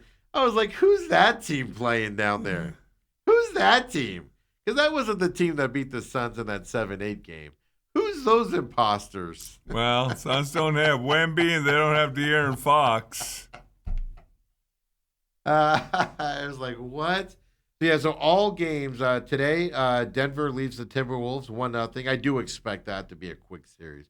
That might be a 5-gamer in my opinion, but we'll of course have to wait and see. But Hawks Knicks tonight, Raptors Cavaliers tonight as well in the series that I just don't care about.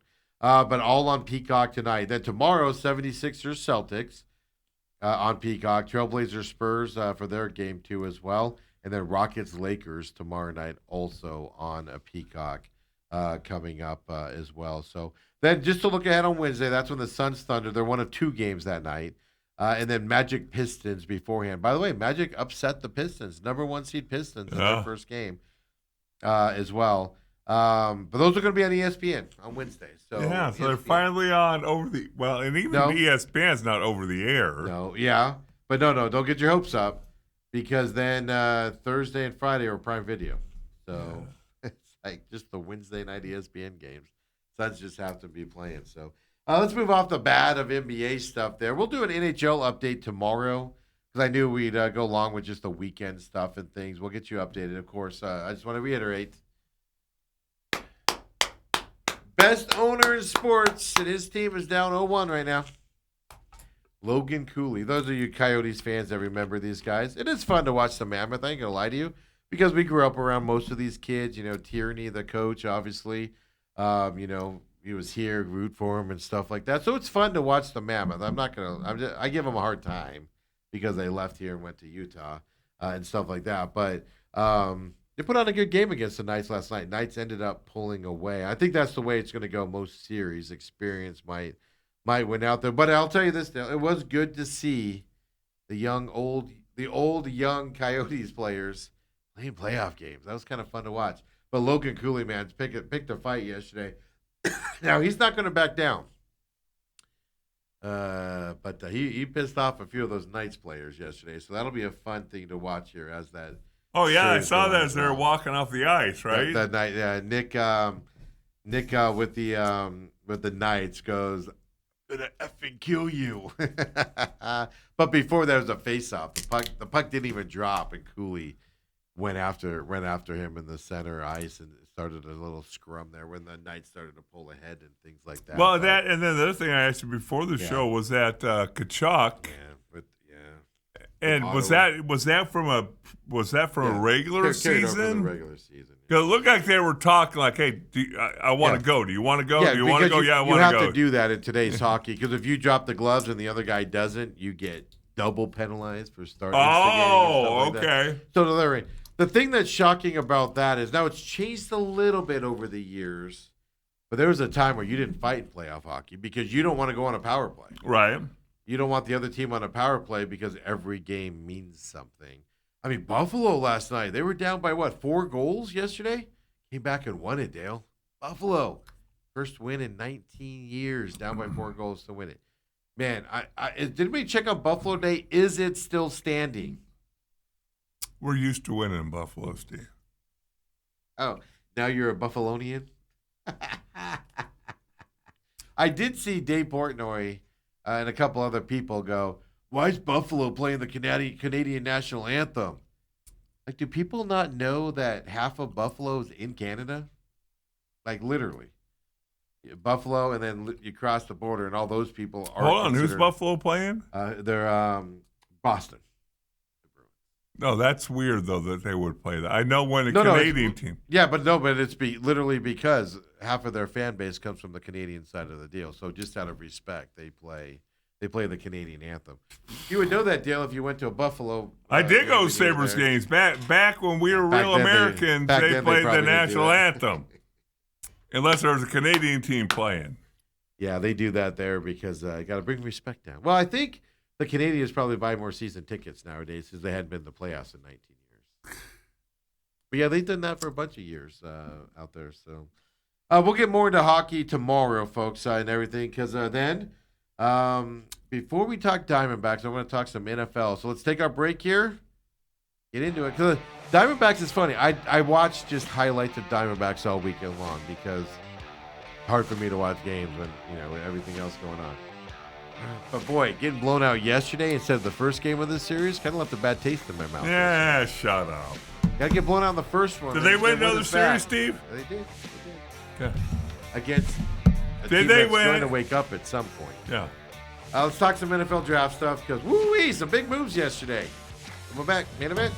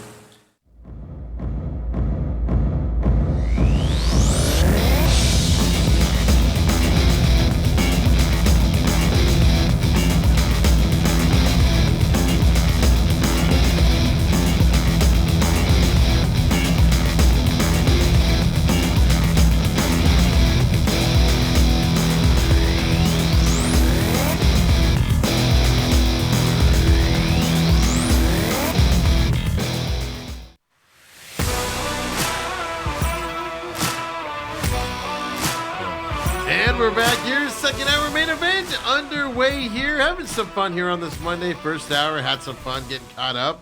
Hadn't seen this guy in about 2 days. Boy, you've done a lot of traveling. Since the last time I saw you, I we left know. here on Friday, and It always amazes me, man. Like literally Saturday morning, I'm in Phoenix. Saturday afternoon, I'm in Vegas. You know, then last night I'm in Vegas at dinner time. Ate dinner at Chipotle, drove home, at home. It's like, what? It always amazes me how you can do that. But right? fine. Papa Mike did say it was turnovers that destroyed the Suns. That's right. I think he said I think I attributed him to something else that he texted me. He said 17 of them gave Oklahoma City 34 points, and the Suns lost by 35. That's what he had messaged me and told me yesterday and everything. So, Papa Mike there. So I can't see it, Papa Mike. Just so you know. I just thought, like I said, testing it out. Didn't know it was up there and everything. So, Papa Mike, Ethan, letting us do some more testing here today. So we appreciate you guys on that as well. Coming up again, all for the NFL Draft Show this Thursday, 4 p.m. I'm going to say ish, right? To get up and running there. But we'll dissect the NFL Draft as well. Cardinals, at this point, now it could be a smokescreen. I think it's Love at 3 or trade out at 3 is what I think is coming. Those are the two options I think. Really? Love might be a giant smokescreen to get somebody to trade up. I think pressure's on the Cowboys here to trade up to the 3 spot, to jump in front of the Titans. And I completely forgot who's behind the Titans, but jump behind them as Well, well. the Titans supposedly want Love. Yeah. But not just Love, though. Some of these defensive guys like Bailey. I think you're going to see some of the guys that are expected to go in the top 2 or 3 might slide a little bit, all because of what happened yesterday. What happened yesterday, Steve? Well, we wake up and we find out the Giants, of course, have a guy that is very, very disgruntled in New York, Dexter Lawrence. I was reading that once Dexter Lawrence said he wants to leave the Giants, I was told that the agent told the Giants they could not contact him any longer. Harbaugh couldn't even call him anymore. Okay. Boy, I wish I had that kind of power. play. I mean, I'm telling everybody, please contact me. Please contact me. So the Giants, yeah, I just want a job. Yeah. So the Giants traded with the Bengals. Bengals gave up the number 10 pick in this draft for Dexter Lawrence from the Giants. Now, a lot of people were losing. I was running, and a lot of people were losing their mind. You do not see a number 1 draft pick, meaning the 10th spot. You never see a trade with just a top-level draft pick for somebody that's not a quarterback. That's the way I'm going to describe it. Top 10 pick. It's rare. You know. It's usually a quarterback that gets that type of pressure and stuff like that. So it's rare that we saw this now. The last time a top 10 pick was traded was 21 years ago with no additional compensation. Really? Who was involved in that trade? 21 years ago. Bubba Smith. You need help with math. Randy Moss was traded from the Vikings to the Raiders, 7th overall pick, and a 7th rounder at that time for Randy Moss. Okay. To the Raiders. I don't think Randy Moss had a very big Raiders career. No, that was probably another miss by the Raiders. Now, I'm a big fan. Now, I saw a lot of people freaking out about this. The only way I'm going to criticize the Bengals is this. The Bengals, for how many years now, have refused to pay Hendrickson. Yeah. Ray Hendrickson, who plays the same position. Refused to pay him big money. And then now they're like, they trade him. They finally get rid of him. And now they're like, oh, let's go get Dexter Lawrence for the 10th pick. Does that make sense to anybody? Well, here's the only thing that I would say, Steven. It's the way I always approach free agency. Yeah. They know Hendrickson better than any of us do. Yes. Is there something in the locker room? Is there something in the physical? Is there something that just said, no, we're not giving you 3 or 4 years and how much money you want? If you're going to finish dead last in your division with Trey Henderson, you can finish dead last with Dexter Lawrence. Yeah. The Giants have proved that. Right. But all I'm saying is that very rarely does a star player get put on a block unless there's something that his team is not comfortable with. I agree with that. It weird. makes the Bengals look. I agree with you. There's something with Trey, whether he wanted out, something happened between them. No different than the Giants didn't want to trade Dexter Lawrence. No. He forced his hand in this and went out there, right? The type of thing. So there's obviously something going on. But if you look at, I'm stepping back and looking at it from the angle of, this makes the Bengals look like clowns.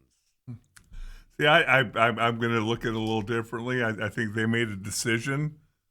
Hey, it's like I'm standing up for the Cardinals. Like the Bengals and Cardinals throw them in the frappe machine, press play, and they're one and the same. There's two teams worse than the Cardinals in this league. No. There's the Jets and the Bengals. No. The Bengals Browns. have been to a Super Bowl recently. And Browns. Yeah, but they keep doing stupid stuff. Re-signing 2 receivers, no defense, getting rid of their best defensive star. So here's my thing, though. I will give the Bengals credit for this. I like the concept of trading a high-level draft pick for a guy you know is good in the NFL.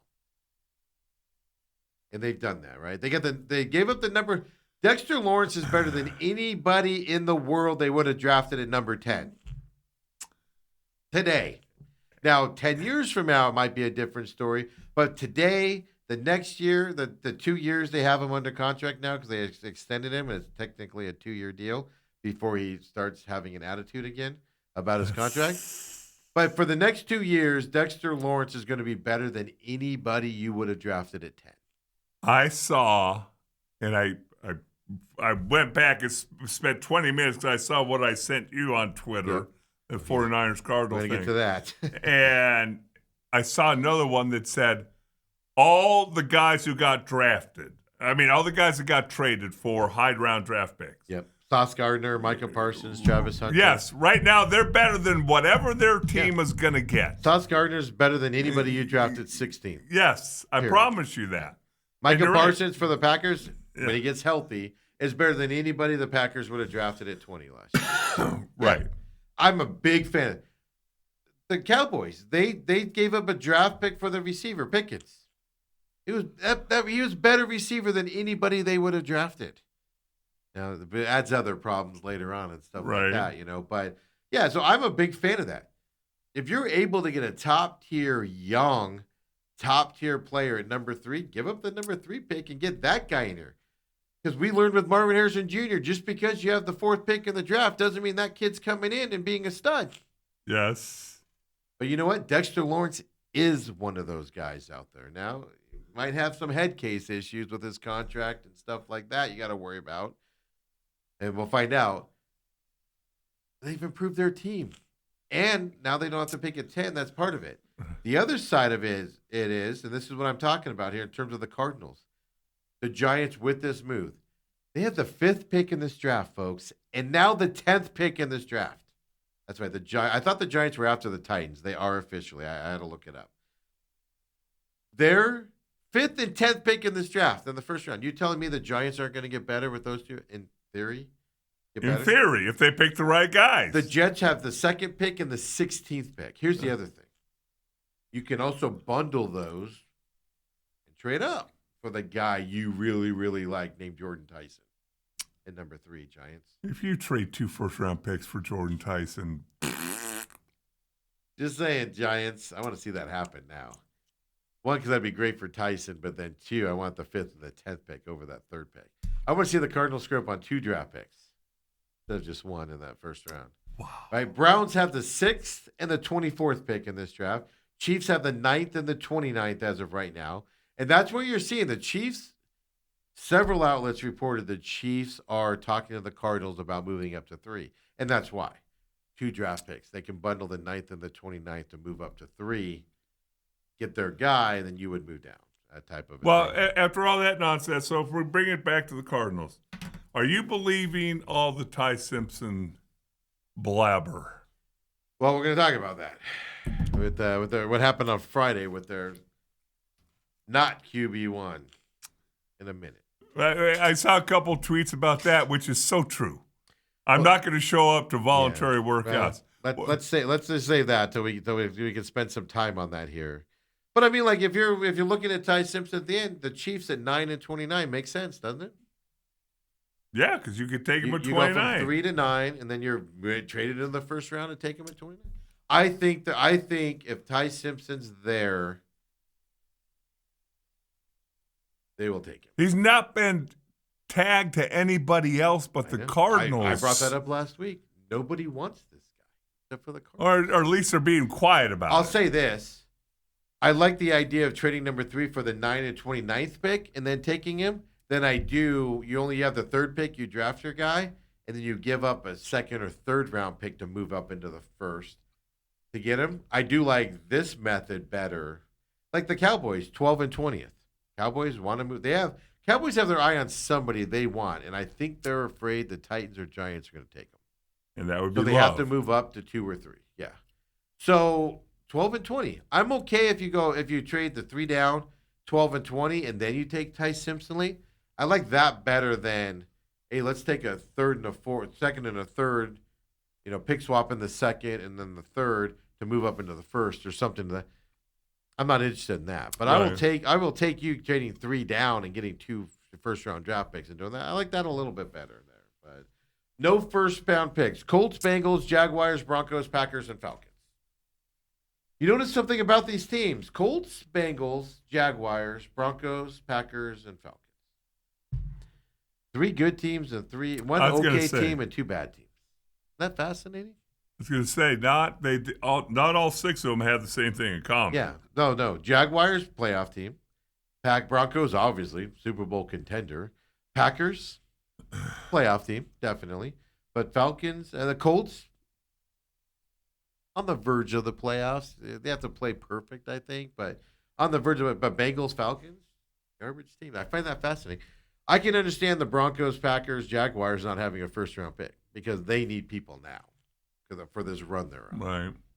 And it's going to kill you if you're the Colts and the Falcons and Bengals if you don't have a first-round pick, isn't it? It's going to put you back a little bit, isn't it? That should be the guy that should be starting on your team. That's right there on the cusp, or right there when you're a bottom feeder. You should be able to come in and get some reps. But so I don't know. It brought some interesting dynamics. This Giants trade brought in some interesting dynamics into this first round. Well, if you knew you weren't going to sign, and again, he's coming off a so-so year, had an elbow injury. Dexter Lawrence? Yeah. Yeah. To get a 10 for him? I also know. Here's the thing. It's easy to say the Bengals overpaid for him with the 10th pick. But again, I tend to sit back and go, okay, you overpaid for the guy, but that's all you had to deal with. Right. You just gave up a 10, and now he's better than anybody you would have drafted. You do it every day of the week. If they would have given up the 10th and a number 2 pick, highway robbery. Right. But just the 10th, I'm on board with that. I also saw the Giants are willing to unload Thibodeau, too. Oof. Get on board on that phone call. Probably going to have to give up a 2, though, for that. Second pick in the draft for that. Yeah. Robert says, are you guys going to be able to keep Coop calm down if the Cardinals take Love? Oh, no. This is why you need to watch the draft show. Whether they take Love or they don't. I'm just going to back away from the table and let whatever happen happens. Because Coop's going to either lose his mind or he's going to be on top of the table celebrating like you've never seen. It's going to be fun to watch. It'll be fun to watch. No matter what happens on the Cardinals pick, whether it is Love or not Love, I'm here for the Bruce Cooper rush. Coming up Thursday, 4 p.m.-ish, we'll go live YouTube. Of course, Robat TV, YouTube as well for you guys out there, and things to that effect. Now, Cardinals situation. Well, first of all, A.J. Brown reportedly being traded from the Eagles to the Patriots. Here's what I don't get about the Patriots. They had problems last year with a guy named Stephon Diggs. Mm-hmm. Moved on from him because they don't want the headache. So you go for A.J. Brown? Which you would think you're replacing one headache with another. Just A migraine with a just not so different much headache. on my Just a different headache. Right. The difference here is Hurt in Eagles, their quarterback. He was polished enough to withstand that. Is the Patriots quarterback? He's young. Is he going to be able to withstand a hard-nosed, ego-tripping quarterback? Receiver? He's no Jalen Hurts in terms of his mentality. That's something I'd be concerned about. But obviously, Patriots are making that move, Well, maybe they got a progressive coach who the Patriots do, who maybe is just looking to change his ways a little bit. Yeah. Maybe they had a smarter coach. He wouldn't get caught in Sedona. Happens to all of them, Steve. Before we get into the Cardinal situation from the other day here, Trent Williams re-signs with the 49ers. Yep. 2 years, $50 million extension. So he's in San Francisco through the 2027 season. Okay. That's what it is now. There was some talk that he wouldn't be able to. He's an older quarterback, but he still can dominate when he's out there. Yep. Right? Stuff like that. But the Cardinals' offseason is well documented. You're Well reading my documented. tweet that I sent to you. I'm reading yours. Cardinals is well documented. We've talked about it. We're going to talk about them in a minute. But here's what the Niners have now done this offseason. Signed Mike Evans, wide receiver. Signed Christian Kirk. Is he? Hold on. Yep. Is Evans pretty good? He's pretty good. Would you rather have him or Marvin Harrison? At this point, I take Evans. I think Christian Kirk at his advanced age, who's dwindling down the backside of his career. I take Christian Kirk that the Niners signed. He's got 2 or that. 3 good years left in him. Yeah. They signed linebacker Dre Greenlaw. He's pretty good. He's pretty good there on the backside. He'd start for the Cardinals. They traded for that defensive tackle, Osa. Good luck with that last name, Dale. Yep. Re-signed their kicker, Eddie Pineiro. They got Raheem Morris back on the defensive side, which is going to be a pretty nice. A really good quarterback. Yeah. Trent Williams, Brock Purdy, Christian McCaffrey there. And then there's the Cardinals. Cowboys just made a move, by the way. We'll talk about that in a minute. Cowboys Super Bowl, baby, coming, Dale. I'll tell you about that in a second here. But all of that talk, 49ers just getting better. Seattle's made its moves this year. Rams are making their moves this year. Now the Cardinals have their 1-11 record quarterback from last year, who apparently watched the same press conference we dissected on Friday here. Folks, he's holding out. The 1-11 quarterback is holding out this year for a pay increase for your Arizona Cardinals. Him or his agent watched that press conference last week and said, "Oh, I'm not a QB1 all of a sudden? Okay, now you're going to pay me. Now you're going to pay me like I'm a starter." Doesn't mean he's going to make $30 million like starter money that way. He'll probably get a bunch of incentives and stuff like that. Maybe a little bump and then incentives.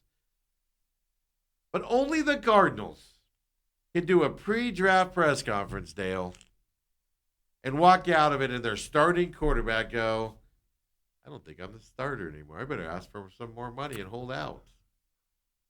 6 days before the draft, no less, folks. Only team that's worse right now is the Steelers, who are literally begging Aaron Rodgers to make his decision so they know what they have to do on Thursday night. That's the only team worse than the Cardinals in handling these situations. This is an embarrassment. It's not an embarrassment that Jacoby Brissett's holding out. It's not an embarrassment that he's looking for more money. What's embarrassing about it is the press conference where they would not name a QB1, where they flat out said a young guy that plays at a big school can come in here and play. And then yours QB1, and you put a big poster up in the practice facility of him, said he was the QB1 3 months ago, and now you're like, oh no, we don't know. May the best man win. 6 days before the draft, and that quarterback goes, yeah, you guys need to pay me more. You need to pay me my worth. What's fascinating is I look at this a couple different ways. Number one, it is termed voluntary workouts. So do you technically aren't holding out? No, but you're not showing up for him. And that's the reason why. And with a new coaching staff, a new offensive coordinator, and new this and new that, you would think that if you want to be the starting quarterback, you should probably be there. Yes. Yeah. Why does this always happen to your team, Steve? Team you've invested so much time and money. I left here on Friday, and the whole way home, I'm just shaking my head. Like, only the flipping Cardinals can be this stupid. Can have a quarterback who won one game last year. One. Say, I'm not going to show up. I want more money. It would be one thing if he did it, but it's right after the Cardinals press conference. So we documented here and broke it down on Friday. It's so sad. The only team worse off in my eyes is the Steelers because they're just sitting there. They're practically begging Aaron Rodgers to make his decision. Make it for him if you're waiting that much. Don't you think they've talked and he said, I'm coming back? I don't know. What's the latest today on that? Because yesterday I saw somebody go, hey, somebody saw Aaron Rodgers at the Bojangles or whatever, some stupid restaurant there. Yesterday. So he's in town. That must mean he's reporting tomorrow. The latest I saw this morning is the Steelers are still trying to figure out if Aaron Rodgers is going to play or not this year. Like somebody tweeting, hey, I just saw Steve at the WWE showcase or whatever. You know what I should look up? Did that other guy, the guy I met in the bathroom, did he tweet out that he met Superstar? Take a picture of you from behind. Big Steve in the house. All I'm going to say is it was cold in there, folks. I was trying to see if I could get Dale to spit his drink out. All right, George Costanza. It's just unbelievable. The Cardinals put themselves in this situation that they have to negotiate with their starting quarterback. Yes. And I'm going to say it, Dale. It was because of the press conference. That's not a coincidence. They watched the press conference and went, what? What? Embarrassing. Just embarrassing on the Cardinals. Can we talk about something fun here? Besides the draft show on Thursday night, 4 p.m. TME Media AZ. Robat TV. You want to talk about Brandon Aubrey? Why would he do? Kicker for the Cowboys? Yeah, he just signed a... No, that's why I was going to skip that because I want to talk about something good because this is going to be depressing. 4-year extension. Yeah. Put the Cowboys in the Super Bowl. They signed the kicker. Dale, give the numbers on this, by the way. Well, according to Adam Schefter, the 4-year extension, first kicker to earn $7 million per year and receive $20 million guaranteed. Guaranteed. Yeah, Ian Rappaport has it as a 4-year, $28 million record-setting extension for the Cowboys kicker. Right. $20 million guaranteed. Yeah. What did the Cowboys do? They couldn't pay Micah Parsons. They can't pay George Pickens. But they can sign their kicker for 4 years, $28 million. 20 of it guaranteed, folks. Highest paid kicker in the NFL, folks. A kicker's a position of is he going to win you a game? Yes. Maybe. Right? Yes. But how many is he going to win? 4. Okay. Thank you. So I can go 15-3, 15-2. 15-2. What? You know, how much can your receiver win you? You got to have a quarterback to throw it to him. 4-year, $28 million record. He's threatening to hold out, too, if they didn't sign him. Yeah. Okay. Jerry Jones fought tooth and nail with Dak Prescott and CeeDee Lamb on their contract extension. Went into the season playing chicken with them. If you want to go back in the day, he did the same thing to Emmitt Smith and a couple guys. Blinked with Micah Parsons and ended up trading him because of that whole negotiating deal. Playing hardball, talking smack about, he might not even be here. They get injured, all this other garbage. And then his kicker comes along and he goes, yeah, okay, we'll sign you to that. No questions asked. Yeah. We won't even play hardball with you, kicker. Kicker's important, Steve. What kind of negotiation style does Jerry Jones employ here? Well, he doesn't have a good one.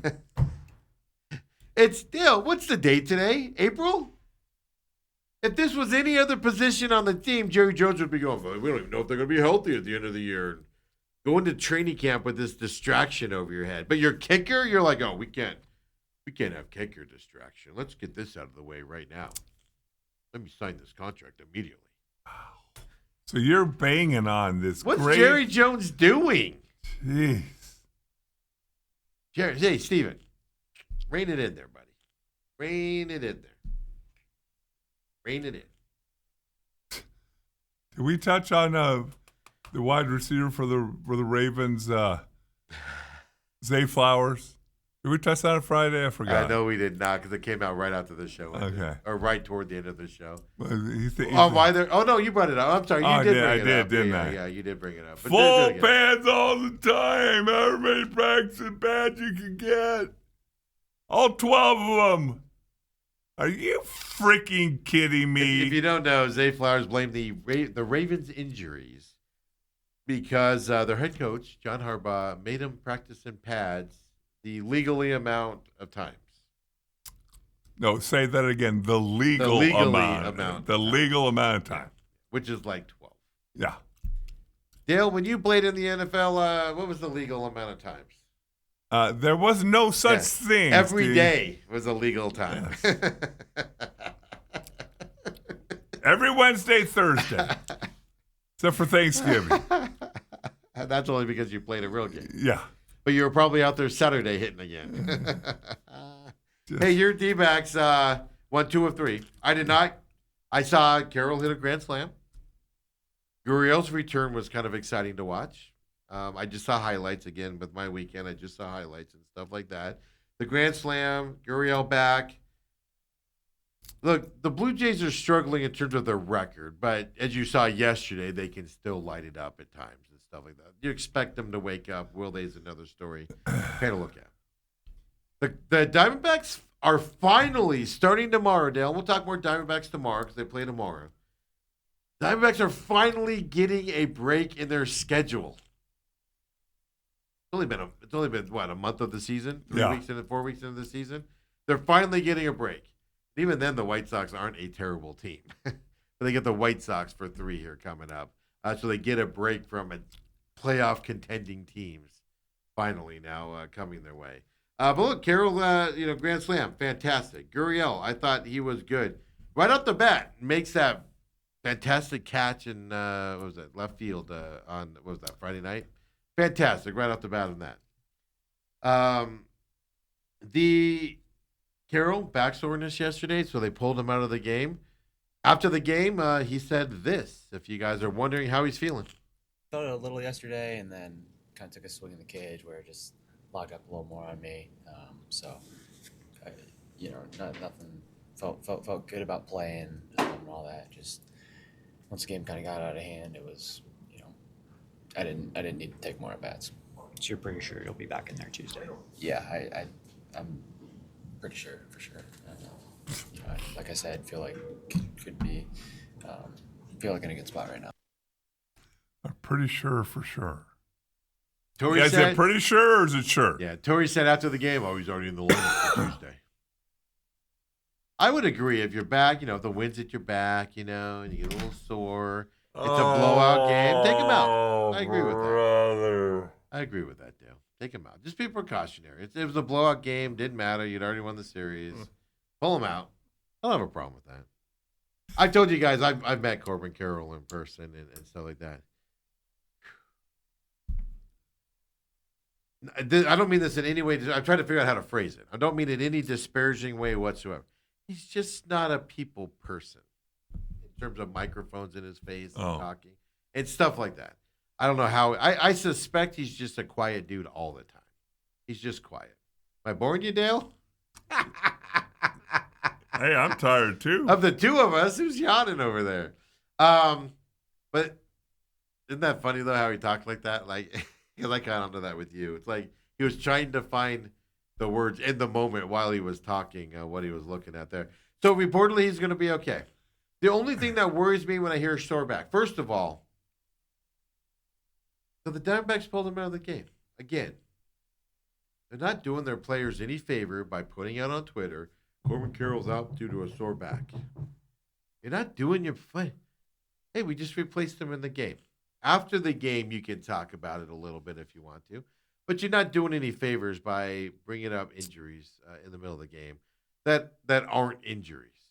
Well, what I'm going to say is that the thing that would concern me a bit if I'm a Diamondbacks fan is how often it tends that these things it's not a serious thing, and then all of a sudden there's a disabled list. Like Moreno? Like a few. Yeah. Well, that's my thing. When Marte had that sore back, I was like, ooh, we just had Moreno go out. Now catcher's different. I get it than second base. Here's the other thing on it. Training staff. What's going on here? Do we not stretch out lower backs? I get it. Air conditioning was mighty in there yesterday over the weekend. That air was just blowing circles and everything. And, if you don't keep that stretched out and warm, get some icy hot on that bad boy in between innings. Sit away from the vent a little bit. Don't sit right underneath the air conditioning vent, man. That comes down powerful. Psh, in that dugout, it just hits you. Icy hot on that lower back and everything. Loosen that up and just be cognizant of where you are in the building. I'm not going to say training staff as much as I'm going to say wait staff. Because Okay. I do know some people in Baltimore who were very critical of the strength and conditioning staff for a lot of injuries. They're the one. Well, they're the ones that took the heat. You're talking about the Ravens there. They're the ones that outside of the facility. Yeah. And I'll say that a lot of players blaming the workout guys for the injuries and stuff like that. So that's where I would, you have one back, it's a guy. You have two backs, and maybe the guys. You start having 3 and 4, and then it's like, This is 3 that I can think of: Moreno, Marte, and now Corbin. Am I missing one? There might be another one in there, but this is an alarming concern. Well, what's that weight workout? Are you doing deadlifts and squats and power cleans? The other thing is we know it's not AC because they haven't fixed that AC in that building in 10 years. So we have to wait another couple years. So I don't know what the problem is there. Steve's getting tired and grumpy, people. We'll be back tomorrow. Thank you for you guys. I see you guys who participated in the test there. We're going to keep it rolling because we're testing it leading up to Thursday night here as well. We'll do some announcements coming up as well. But don't forget, Thursday night, 4 p.m., YouTube at TME Media AZ. Go and follow that. We'll get all these shows up on demand on Rumble, rumble.com/user/TME Media. Follow us at TME Media AZ on X as well. Get you all set up there and let you know what's happening around here for the shows. That's our parent company, in case you haven't learned that as well. But Robat TV, of course. We'll see y'all tomorrow. Get some sleep, Steven.